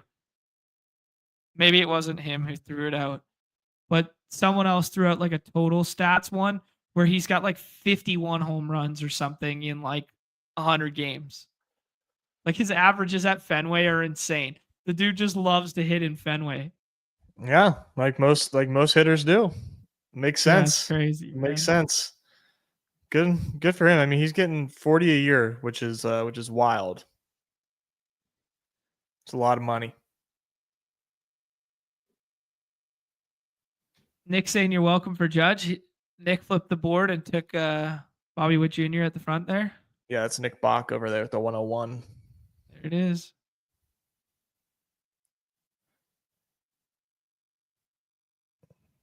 Not as many outfielders going as you would typically expect in a stream draft, which is nice. Yeah. T-Law to the Steelers? Get out of here. 0% chance after you sign Cohen. Like he literally took the job with the Jags so that he could work with Trevor Lawrence. There's no way Trevor Lawrence goes to the Steelers. No, that was a bullshit report. Yeah. Whoever sent that out. Very, very much not serious. Yeah. It was I know who it was too. Alan Saunders said bombshell report from another person. And I'm pretty sure there's like negative chance of that ever happening. I think you're hovering over your beloved Lawrence Butler here. I am. Sure, go for it. Seems fun. Could do Belly too, but let's do Lawrence Butler and see if Belly comes back. And if Belly comes back, you can stack it up. Or if Chisholm comes back, you can stack it up. Lawrence Butler is just a lot of fun, man. And the spikes for Lawrence Butler are hard to match when he does indeed spike. So big fan. Dude, my fucking dog. These man, you guys got to start drafting other sports or play other sports. Like if we're worried about like Stafford to the Giants, then Rodgers signs with the Rams, like who gives a fuck? We'll cross that bridge when we get there, but I don't think that's the Stafford to the Giants one feels fine, but like I think they're restructuring his money and he's 38. I don't think the Rams would ever want Rodgers. I think if Stafford went to the Giants, I think Sam Darnold would go to the Rams, not Rodgers. I think they would do it to get younger at the position or get, they do it for a reason, not for like a 1-year rental of Rodgers with McVay. Yeah, I don't know, man. I think we're gonna see some crazy stuff, but fucking go outside, guys. Go outside. John, I want to take O'Neal Cruz. I won't fight you on it. I think in terms of like ceiling outcome potential, why not? Right? He hits the ball so damn hard. He runs fast. We talked about it last year where it was like, why take Ellie in the second round when you can take O'Neal Cruz 5 rounds later and they're going to project similarly and have similar upsides. So yeah. Yeah, now we got Ellie in the first round. Yeah. So it's kind of the same thesis. I want to check out Lawrence Butler's projections here. He's not even 25 years old. Mm-hmm. Huh? Fangraphs? Oh, yeah. I was looking to compare him. So his stolen... They have him projected for the same amount of stolen bases, just like in like most most of these projections have been for the same amount of stolen bases as last year, even though like he didn't play a full slate of games last year. So I would say you could probably anticipate more stolen bases for him. He does look fast. When I watched him last year, I was like, this kid can move. Yeah, dude, he's gonna run. So I would say the stolen base upside is there. Like he's not stealing stolen bases at Ellie's clip. So he's not quite like Ellie's stolen base percentage is absurd. But course. I mean, you're gonna get stolen bases. You're getting 450 slugging. Like the lineup's low key decent. Okay. Looking at this through the lens of projection, like they're basically everyone's going. He's a 2020 guy. They're taking some off at bats off because he's not going to lead off versus lefties necessarily. So they're kind of like docking him a little bit to 145, 149, whatever kind of thing. I'm thinking of a player's name who goes like 6 rounds later, maybe 8 rounds later, that I think if you pull it up, will project very similarly. Can you guess which player I'm thinking of? Who is it? Josh Lowe.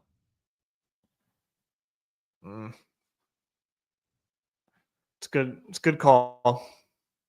Same profile. Probably doesn't lead off versus lefties.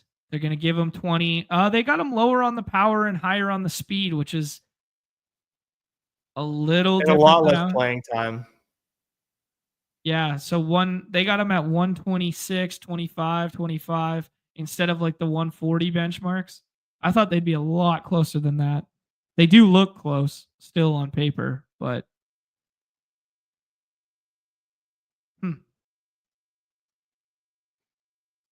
yeah. Wouldn't his stolen base issue be that he doesn't reach first base that often? That's pretty funny. Yeah, because this dude's always hitting extra bases. That's right. Great. Very astute point. Very astute. Ooh, Reagan's is a nice pick there. Your boy Toolshed here. I think I'd stack Bregman. I mean, you might be able to get him on the other side. Is he here? Is he still there? He might be getting pushed up already. 99. Take Toolshed. You won't get him. Well, you could take Toolshed first and then take Bregman after. But if you need a pitcher to start the staff, yeah, I'm good with that. Man. It's crazy that in the player pool, only one White Sox player is getting drafted. It's wild. Wild how bad they are. Very bad team. Mm-hmm. They just signed somebody. Who was it? It might not even be updated yet. Was it a pitcher? It was a really depressing signing, whoever it was. Yeah, they're going to be garbage, but hopefully he gets traded. Yeah. Their ace is Martin Perez. Holy shit. I'm going to look at that staff in a half second here. Whoa. Yeah, actually, moving up Bregman 20 spots. I mean, he was probably 20 spots mispriced to begin with. But I don't know. When you have Devers on the left side of the board and you know he's not going to come back, like why not just stack it up? He might come back. Okay. But that's like a strong might, especially like. And to call the Red Sox a mid landing spot for a right-hander is hilarious, by the way. Yeah, like that's pretty wrong. That. Yeah, that's pretty wrong. Like we're talking, like the difference between Cubs and Red Sox there is like very meaningful. Mm-hmm. Very meaningful. Yeah, I hear you there. Okay, I said I was going to do this 14 minutes ago. Officially official. Eubanks out, Kawhi out, Amir Coffey questionable. So nothing crazy on the Clippers side. And then Jazz officially official out on Jordan Clarkson, out on KJ Martin, out on Colin Sexton, and then out on all the G Leaguers / guys that are done for the year like Taylor Hendricks. So yeah, it looks like Markkanen, Walker Kessler, and Collins. Yeah, wow. Yeah, this is pretty nutted landing spot. The theoretical difference of Houston versus Boston, how many like points of slugging? Like 10 points of slugging? Yeah. I don't know. I mean, I don't think that's meaningless. I don't know, man. Yeah. Yeah, I don't know. I wouldn't know how to quantify it between those two parks, those two lineups, like just on a whim, you know? Yeah, I mean, Houston would have been a good spot for sure. Interesting factoring into the Kings rotation that Markelle Fultz will make his debut today. I wonder how many minutes he's going to play. Yeah, I don't know. Second night of a back-to-back before. I mean, depends if it gets out of hand or not. He could get like 8 to 10 minutes in blowout run, something like that. Good to see him back in the league, though. Former 101. Good UW boy. I know. I was wondering where he was, man. Yeah.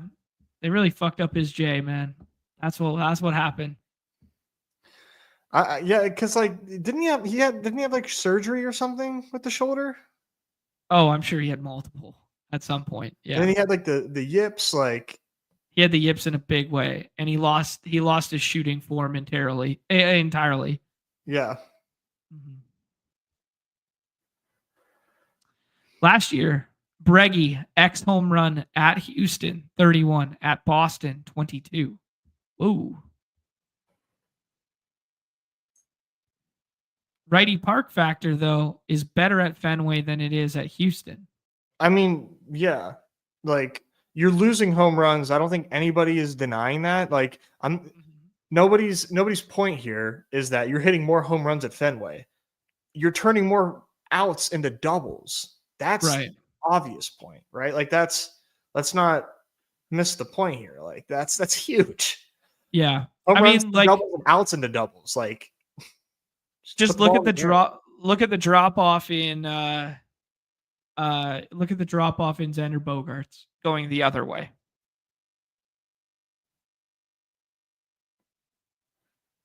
Yeah. You know, he had a lot of things. Like, I feel like age also. I mean, like, he had a lot, but like that park jump was obviously, that's one of the biggest jumps you can make park wise to go from Fenway to San Diego. Yeah. Petco doesn't play well for right-handed power. Do we need a horse here? Do we need a front end? This is probably double out pitcher for me. I agree with you. I'm good with it. I'd take Luis first, but if you want to shoot the moon on like Strider or something like that, we'll go Luis. We'll go Luis. He feels like when you don't have a starter through 7, he feels like the safest workhorse of that group. And then we know one of those other names is going to come back to us, and they're all high ceiling guys. Like ceiling in both those guys, DeGrom and Strider, ceiling in Rookie if you want to go that route, but the innings might be low. Big time ceiling in Hunter Green, big time ceiling in Freddie Peralta. Yeah, I'm between Peralta and Hunter Green here. Yep, I'm good with either of them. I don't know. Maybe just for playoff schedule, I think I prefer Brewers. That would just be one little nugget. Let me I'll triple down on that. Let's see. Brewers in the playoffs have Philly at home for 3. Then they're at Pittsburgh, at Texas, and home versus the Cardinals. So like that's, you know, that seems okay. I mean, you don't love Philly and Texas in there, but Cardinals could be really watered down late in the year, and at PNC is a good place to pitch. Yeah. Peralta's healthier than Hunter Green as well. Just in a vacuum over the course of the last couple of years? For their career. Yep. Yeah, and then the Reds one is 3 tough lineups in my opinion, and at home. So they're at home versus Toronto for 3, at home versus the Mets for 3, at San Diego for 3, and then at the Athletics for 3, where we don't know how Power will play yet. Yeah. And that team hits a lot of fucking home runs. That is pretty spooky. That is pretty spooky. Don't mind it for the bats for the Reds side. Don't love it for Reds arms. Exactly. Brewers 14 games in the finals too. Or semifinals as well. Ooh, nice. Good little shout from Aaron. Appreciate that. Matt and McClain I need to do more homework over on the Bregman. playoff schedule. Well, Nez, here you go. Here is just the finals. I'll put it in the chat for everyone there.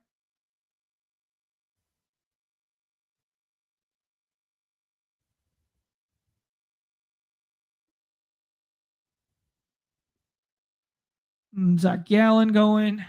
Pete Crow Armstrong. Reminder that his mom was the mom in Little Big League. Classic movie. Some of the best montages in baseball movie history. PCA's head, though, right? What? You see what he did to his hair? No. Is it blue? He went blonde with, let me just pull it up. Let me just pull it up for you, John. Okay. Something else. I will have 0 PCA today. Oh, that is a man who did not spend any time in the sunshine over the course of the season, the off season, and then he went down to, I guess they're in Florida, so he showed up early down in Florida, and then he burnt the shit out of his neck the first day with no sunscreen. That's what he did. Look at that shit.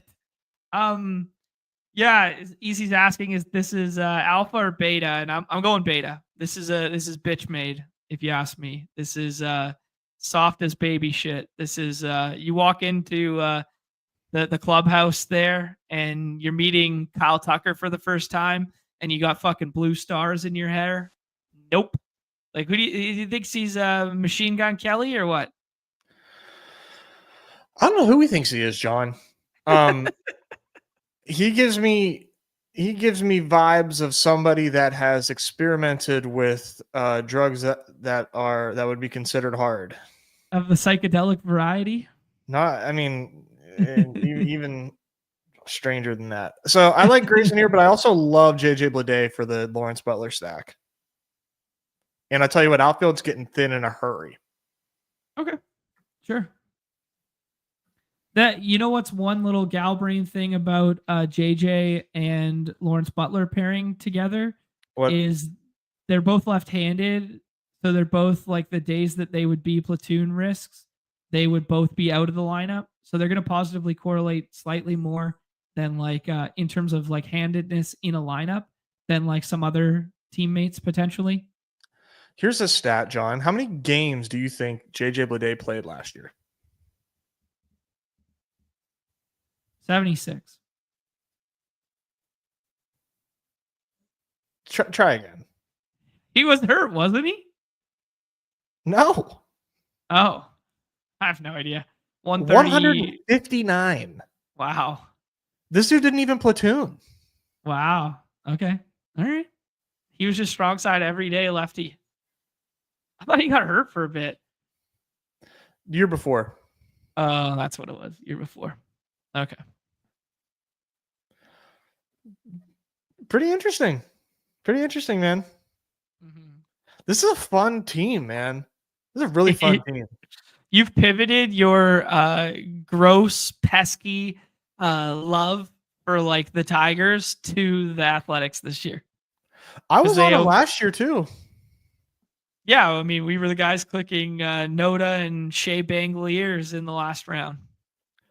I mean, you want to talk... we got to save an outfield piece, John. I got to scroll the F down outfield piece on this team. Okay. Pitching here is just like, you really can't go wrong. I love Grayson, obviously. I think Bybee, good pick. Bryce Miller, Kodai. Who would you have me pick here? Even Gosman. Yeah, good. I in agreement with you. Good with all of them. I'd take Tanner Bybee though. All right, let's I do really Bybee. liked what we like. They pulled him short in the postseason there, like for whatever reason. But like, I think that guy's got a little bit of ace potential. Bybee had a really solid year. Let's look at the fan graphs. Yeah. Luis Robert could get traded for sure. That could be nasty. Good innings. He had a great debut. Solid year 2. Mm-hmm. Obviously, he ran a little hot with the home run 9 and the home run, per fly ball. Regressed and to the tune of 3.47 ERA. All the peripherals look solid. Projects well this year. 9+ K9. It's just a matter of these innings, and nobody's going to project a guy that's never hit 200. Like, nobody's going to project for 200 innings. They're always going to kind of put you here. I mean, good. If you had to pick a number of how many starters in the big leagues hit 200 innings this year, you just had to pick a number. 5. Yeah, it's crazy the generational divide between starting pitching innings, like our generation versus previous ones. Like, it's really hard to compare year over year. Easy saying 0. Like, last year 8 guys hit 190, 4 hit 200, and Nola had 199 and a third. Oh, I was about to say Nola was for sure one of them. I was about to guess them, and I was like, "Oh, Nola." Sorry, that's what I was thinking in my mind. No. 2 outs away from 200. How high did Chris Sale get? 190, 180? No. Still won the Cy. Yeah, win the Cy in like 175. 177. Wow, 177 wins the Cy. Wow, Bryce Miller up there, 180. Our guy, JP Sears. Sears, he exchanged some Ks for being a horse. Yeah. Dude, look at that. The worst pitcher on this list, like, for sure, JP Sears, but that's our guy. That is our guy. Hunter Crawford, 183. Wow. That's horsing. That's a guy. Him and Sean Mania probably the most, and Christopher Sanchez, probably the most shocking ones. Brandon Pfaadt is by far my favorite click right now. Like, I click him like every fucking draft. He's going at like SP 57. Like, that strikeout upside is there. Like, look at those minor league numbers, dude. I gotta go back. So nasty. All right, outfield once again is just like dog shit. I love Jared Jones, but we got a Rodon fall here. Wow, outfield is bad. I think we just pull up Josh Lowe. Yeah, I mean, I think I'd take the Rodon fall first. Okay. And then I would either pull up Josh Lowe or I would stack Stanton potentially, or try and build some Coors stuff with Nolan Jones and then backstack, like McMahon's always there and stuff. The other one I was popping to me, but we already got 4 infielders, was Jackson Holiday could be a big riser in spring there. And Heston's always available to stack with him in the last round. Sounds like he's going to make the roster. There's some nuggets from The Athletic yesterday. Yeah, I saw that. That was good because I have some Heston right now. I think it's a good back stack. Maybe, I think the Nolan Jones FUD has probably reached like critical mass. What's changed other than an injury last year between him being a 3rd round pick and him being where he is now? That was such a big part of his story last year that goes overlooked. Was what? That he was hurt, or that he was the injury, so right? And then like you come back off of injury and like, how are you ever going to be truly 100%, Right. Yeah. I guess it also like go ahead. We're also just like way harder on players that like we had sky high expectations for. And right. Then we put those expectations on them. They didn't put them those expectations on them. Yeah. And then we're like way more critical after the fact when they don't live up to them, opposed to like being super happy that Darren Duran smashed, like, you know? Yeah. Or Brent Rooker, for instance. No, it's true. It's true. I mean, he played 79 games last year and only had 3 home runs. He was 2020 the year before. Yeah. In 106. Slugged 320. Like, yeah. No ISO. He slugged 542 the year before. A 137 WRC plus. Yeah, like that. He had a monster year. 920 OPS. Mm-hmm. And he's only 26. Like, he's turning 27 this year. Yeah. Turns 27. He caves a lot, but it's fine. But so does everyone in this era, you know? Yeah. Like, what's the percentage? 30. 30's, you can't really do much higher than 30. Yeah, 30's high. I was about to say 28, and I was going to be like, oh, yeah, that's kind of like modern baseball. But yeah, 30's high. 30's about the highest you can get without like saying sayonara. I was going to say, I don't think anybody's going to take my scroll the F down pick. Okay. I want to complete this Oakland stack. Everybody, does Geloff and Langoliers. Oh, can I guess who you're going with? You know who I'm going with. Tyler Soderstrom? No. Oh, okay. All right, give it to me. Former Pittsburgh Pirates son, Jacob Wilson, John.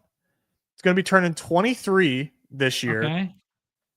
Made his debut last year for the Astros, played 28 games, ended up getting hurt. Yep. Had some nice games before he got hurt. He projects for like an above average hitter, not a lot of power, but I just think he's good enough. Don't yuck my Jacob Wilson. Don't. I'm not yucking. I'm not yucking. I was just shocked. I was just that it wasn't a name I was expecting to hear. You think he makes the team? Oh, definitely. He's projected to play like every day. All right. Okay. Soderstrom has more power. Yeah. Everyday shortstop for them. That's what they're saying. What's Soderstrom's ADP? I know we're on the clock here. 238. He might be a better one. I like Spencer Arrighetti here. Yeah, you said that last time. Go for it. Yeah. I'm surprised that he does not go higher. Mm-hmm. Like, I don't know. Maybe the chat can tell me what's the difference between Schwellenbach and Arrighetti. Oh, I'll tell you. Arrighetti's actually pitched real big life innings, like real innings in his life. Schwellenbach's had like 30 starts in his entire life, not even including not just the big leagues. I'm talking, minor leagues coupled with college. Like, Schwellenbach just hasn't even pitched, man. The wheels could fall off him so fucking fast, or he could be like so nasty. We have no idea. He is the opposite of Draymond Green in terms of bands of projection. Like, the outlying potential of him is like crazy. Like, Arrighetti's a way safer click, way better click relative to ADP. Yeah, like I just think there's so much cheaper. Schwellenbach projects for a better ERA, but like we're not really drafting ERA. We're not playing rates on here. We're trying to capture elite ceilings within 2-week scoring periods. And Arrighetti, I just think, has a much better K upside. Just really what I care about. Just give me the innings to go along with it. Okay, let's make this pick. And I lost track of time as usual when we start drafting, and I'm having fun. And you like Tosh Bradley, right? I mean, like is, I think he's fine. Like, I think he has a ceiling in this range, but I also like Willer Abreu as a stack partner. Yeah, I'm gonna go Taj. Sure. I worry about like Abreu being like strictly platoon. I love Abreu in dailies when he starts. I do worry about him like almost certainly platooning in Boston. Okay, yeah, especially if they're like really good and they're in contention and whatever, that they can find other at bats for a righty at the top of that lineup or whatever. Yeah, but I do like Abreu in dailies, like for sure. I'm just like I did this last year and years prior when I had on platoon guys, and then like really kind of overlooked the fact that it really hurts their upside. Yeah. Yeah, I think I like Brandon Pfaadt over Bradley, and I like Brandon Pfaadt over Arrighetti there in that last range, but that's just kind of like my internal biases. The other one that you can do is like, why do you take Willer Abreu here when you could take the guy who's going to hit higher in the lineup and maybe have safer playing time in Yoshida later? Yeah, I think it's like Yoshida's free right now, and apparently he showed up to pitchers and catchers looking swole as fuck. So there's something there. Anyways, he needs to add some dimension because he's looking like he needs to bring something to the table. Yeah, my wife and friends are gonna be pissed that I'm holding up their whole day here. So I gotta get. Oh my god, get out of here. I'll be gone for the weekend, but I will be active in the Discord and stuff like that. Guys, keep your ear to the street with the Underdog Fantasy. Many people are saying there might be some stuff coming down the pipeline. Shout out to the 24 contestants for the Dog Bowl that we rattled off at the top there. Enjoy the rest of the drafting with Nez. Nez will be back on Monday for a members only paywall show there. You boys just give me the heat-seeking eyes here. We still got 380 of us hanging out. If you happen to be on the X side, jump on over to the YouTube side, please and thank you. Hit the like, hit the subscribe, notification. You know, as trivial as it sounds, it actually goes like a long way, these subs and these views and these thumbs and stuff, because Nez and I have been talking with Underdog recently and, you know, what our future looks like and that sort of thing. And it's crazy that, like, you know, some things just happen to come down to just like numbers, right? And, you know, as loyal as our community is and as great as everybody is here, please just keep telling your friends about us and keep hitting those fucking thumbs for us, because it does really fucking matter. Well said. That's it. All right, everybody have a good week. Peace, Nez. Enjoy. Peace, brother. Finally. God. That took way longer than it needed to. Get this guy out of here. No, John's right. We appreciate you guys. You guys are the best. Chat here. Tyler Donovan saying Schwelly 13.5 swinging strike rate. I'll be honest, I don't know the average. 12th in baseball last year. Good to know. Upside for even more Ks. I can buy that. Easy saying feeling bullied at outfield. I tried to fight the good fight too at outfield and push back, but whenever like everybody's doing it, you do just kind of have to capitulate at some point. But Varsho seems like a nice fallback option at outfield if you are in the midst of being bullied. You guys really have me thinking twice about my love for Jacob Wilson. Just let me take my slap hitting infielders and feel smart. Why do you have to bully me? We'll go Ryan McMahon for the Colorado stack.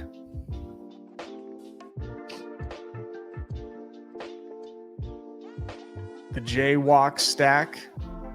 It is no strip time for the next 5 minutes or however long this draft lasts. Yeah, no show tomorrow, like John said. All-star break for even the reserves, even the regulars, like John and I. Taking off tomorrow. I've got so much to clean up and everything around here tomorrow. Yeah, if I did a show, it would be it'd be no bueno. It'd be no bueno. I'd be so far behind on all my stuff. LeBron Iverson, great name. Lots of Mason Wynn, Brandon Donovan, and Nootbaar Walker Burleson. Yeah, that St. Louis stack feels really, really good.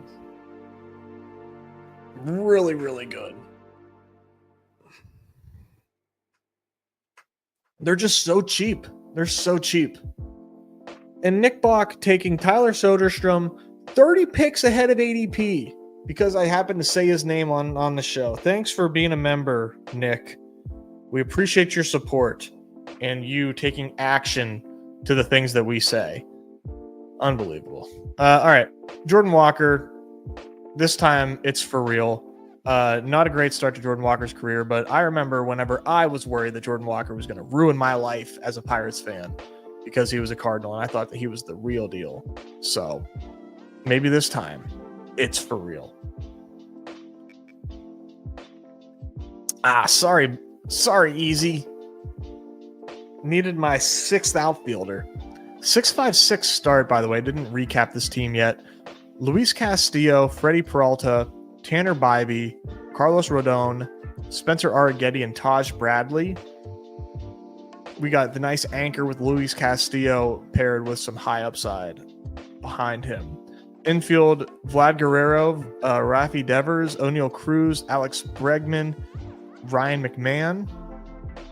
With Aaron Judge, Lawrence Butler, Luis Robert Jr., JJ Bleday, Nolan Jones, and Jordan Walker. This time, it's for real.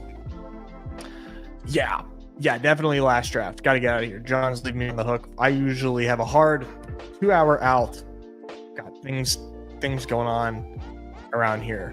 Got to get that baby room ready. Timmy knows we just had all the furniture brought for the nursery and placed upstairs. Shouldn't get your girl pregnant ahead of All-Star break. I'm assuming that's what you meant when you said ADP. Great to learn Lars Newbar. Lars Newbar is a fine name to learn.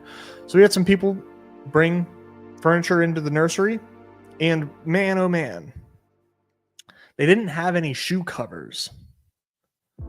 So they tracked mud all through our upstairs carpet. It's nice eggshell, basically cream-colored carpet, mud all through that bitch. But thankfully, we didn't have to call the furniture company and be like, hey, you guys dragged mud all through our house, because nobody wants to do that. Nobody wants to get anybody in trouble, right? These are furniture delivery dudes. I'm not trying to ruin their lives. But they snitched on themselves. And then the company called us and said, hey, we heard that we tracked mud all through your fucking house. How about we clean it for you? So they did. But they didn't quite tell the whole truth that it was like a whole staircase. They were like, oh, it's a few stairs. No, it isn't. So we had that done. That was happening earlier. My mom's coming into town. Very excited to see her. It's going to be a good weekend, guys. It's going to be a good weekend. I'm excited to take a little bit of a daily drafts break. I love daily drafts, but if there's things to draft, I am going to draft it, and I am not going to take breaks. This is how I earn money. It's fun. So I'm excited to take a small break, but the genesis is happening. So I am going to draft some motherfucking golf. Don't get me wrong. My mom's excited to see me too, guys. If you didn't know. Oh, dude, I love to hear it. Love to hear that we are in the ears of people hard at work. In their office jobs. I remember when I was, working as well, and streams, man, just seeing somebody live just to be in my ear was just the best. I spent so much time watching Pete's Best Ball Breakfast videos whenever I was working in the summer. Those were godsends. All right, well, I can't take Tyler Soderstrom because he was taken from me. So I think I'm going to go Christopher Morel. And let's tell ourselves that Tampa is about to get a gigantic park upgrade, and Morel is playing every day for them. Let's do that. Why is there no hockey? Julian, get ready to learn the Four Nations Cup, buddy. Having the parents with the young kid is clutch. Yeah, we don't have the baby yet. When the baby gets here, we are excited to have some help. Murray with the king of the court on Redacted yesterday. 100 some people got $6,000 in bonus bets. Yeah, that's wild. I love when Underdog does their versions of that. I wish we would have some more opportunities for that. Those are a lot of fun. Folks, you know what time it is. 19th round, Bubba Chandler. My teams come preloaded with 19th round Bubba Chandler. I don't let anybody get a chance to take him in the 20th. This is what we do. Every team comes with Bubba Chandler on it when you are drafting on my account. I have simply no choice. Matt getting excited. Somebody asked where Pavetta went. Matt took him 176.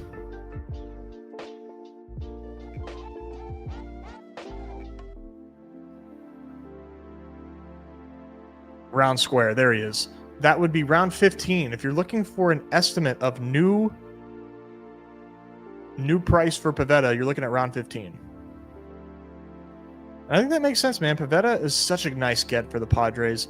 Awesome upgrade to go to Petco, or wherever the hell their stadium's called.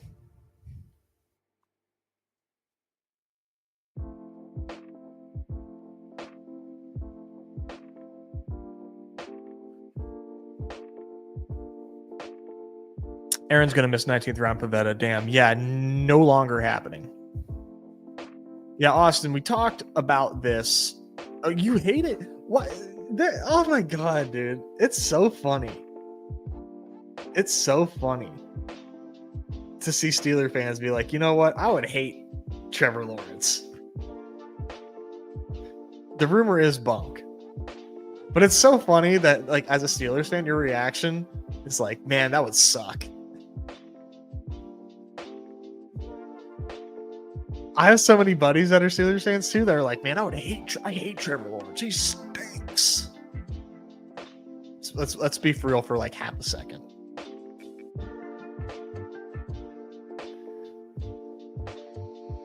Hey, Mike Bradley. I don't know which draft it was.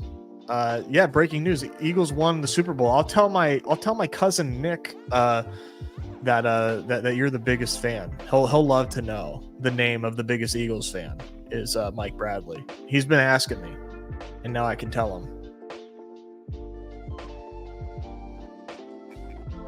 Hey, it would be worse than Fields. Watch your mouth. Justin Fields is a treasure. He's a great quarterback and deserves a chance to start somewhere. Nick, good question here. Bubba and Joe break camp. Is that bad? No, that is good. That is good. You can't be fearful of how these guys' seasons are going to go. It's not bad that these guys break camp with the team. I just don't understand how that can possibly be bad. When bunt to Charles, this is a great question. I would like for them to drop it during the All-Star break, for the NBA All-Star break. Give people a chance to do some $3 drafts, but the All-Star break, though, is a great chance for people to funnel to the Dinger, help get some fill right there. They've got other side contests up. So I'm not sure that we're going to get a bunt two. We will get a bunt two. I just don't know that it's coming soon. They do NASCAR pick'ems, though. So if you have an edge or a lean or just picks, tell me who you like in the race, and I can build a pick'em. Who wins more games, the Dodgers or the White Sox and Rockies combined? Definitely the White Sox and Rockies. I know that was like tongue in cheek, but that is my answer. It's a strong answer too. All right, 766 folks. Decently strong infield with Devers, Guerrero, and O'Neal and Bregman. So we're gonna take my favorite late round pick, slap hitter but good hitter, and Chase De La Torre to round things out, because I could use a seventh outfielder because I have so many late round outfielders, and I'm worried about Luis Robert potentially not being a great pick. I do worry about Luis Robert. Easy thinks he got owned.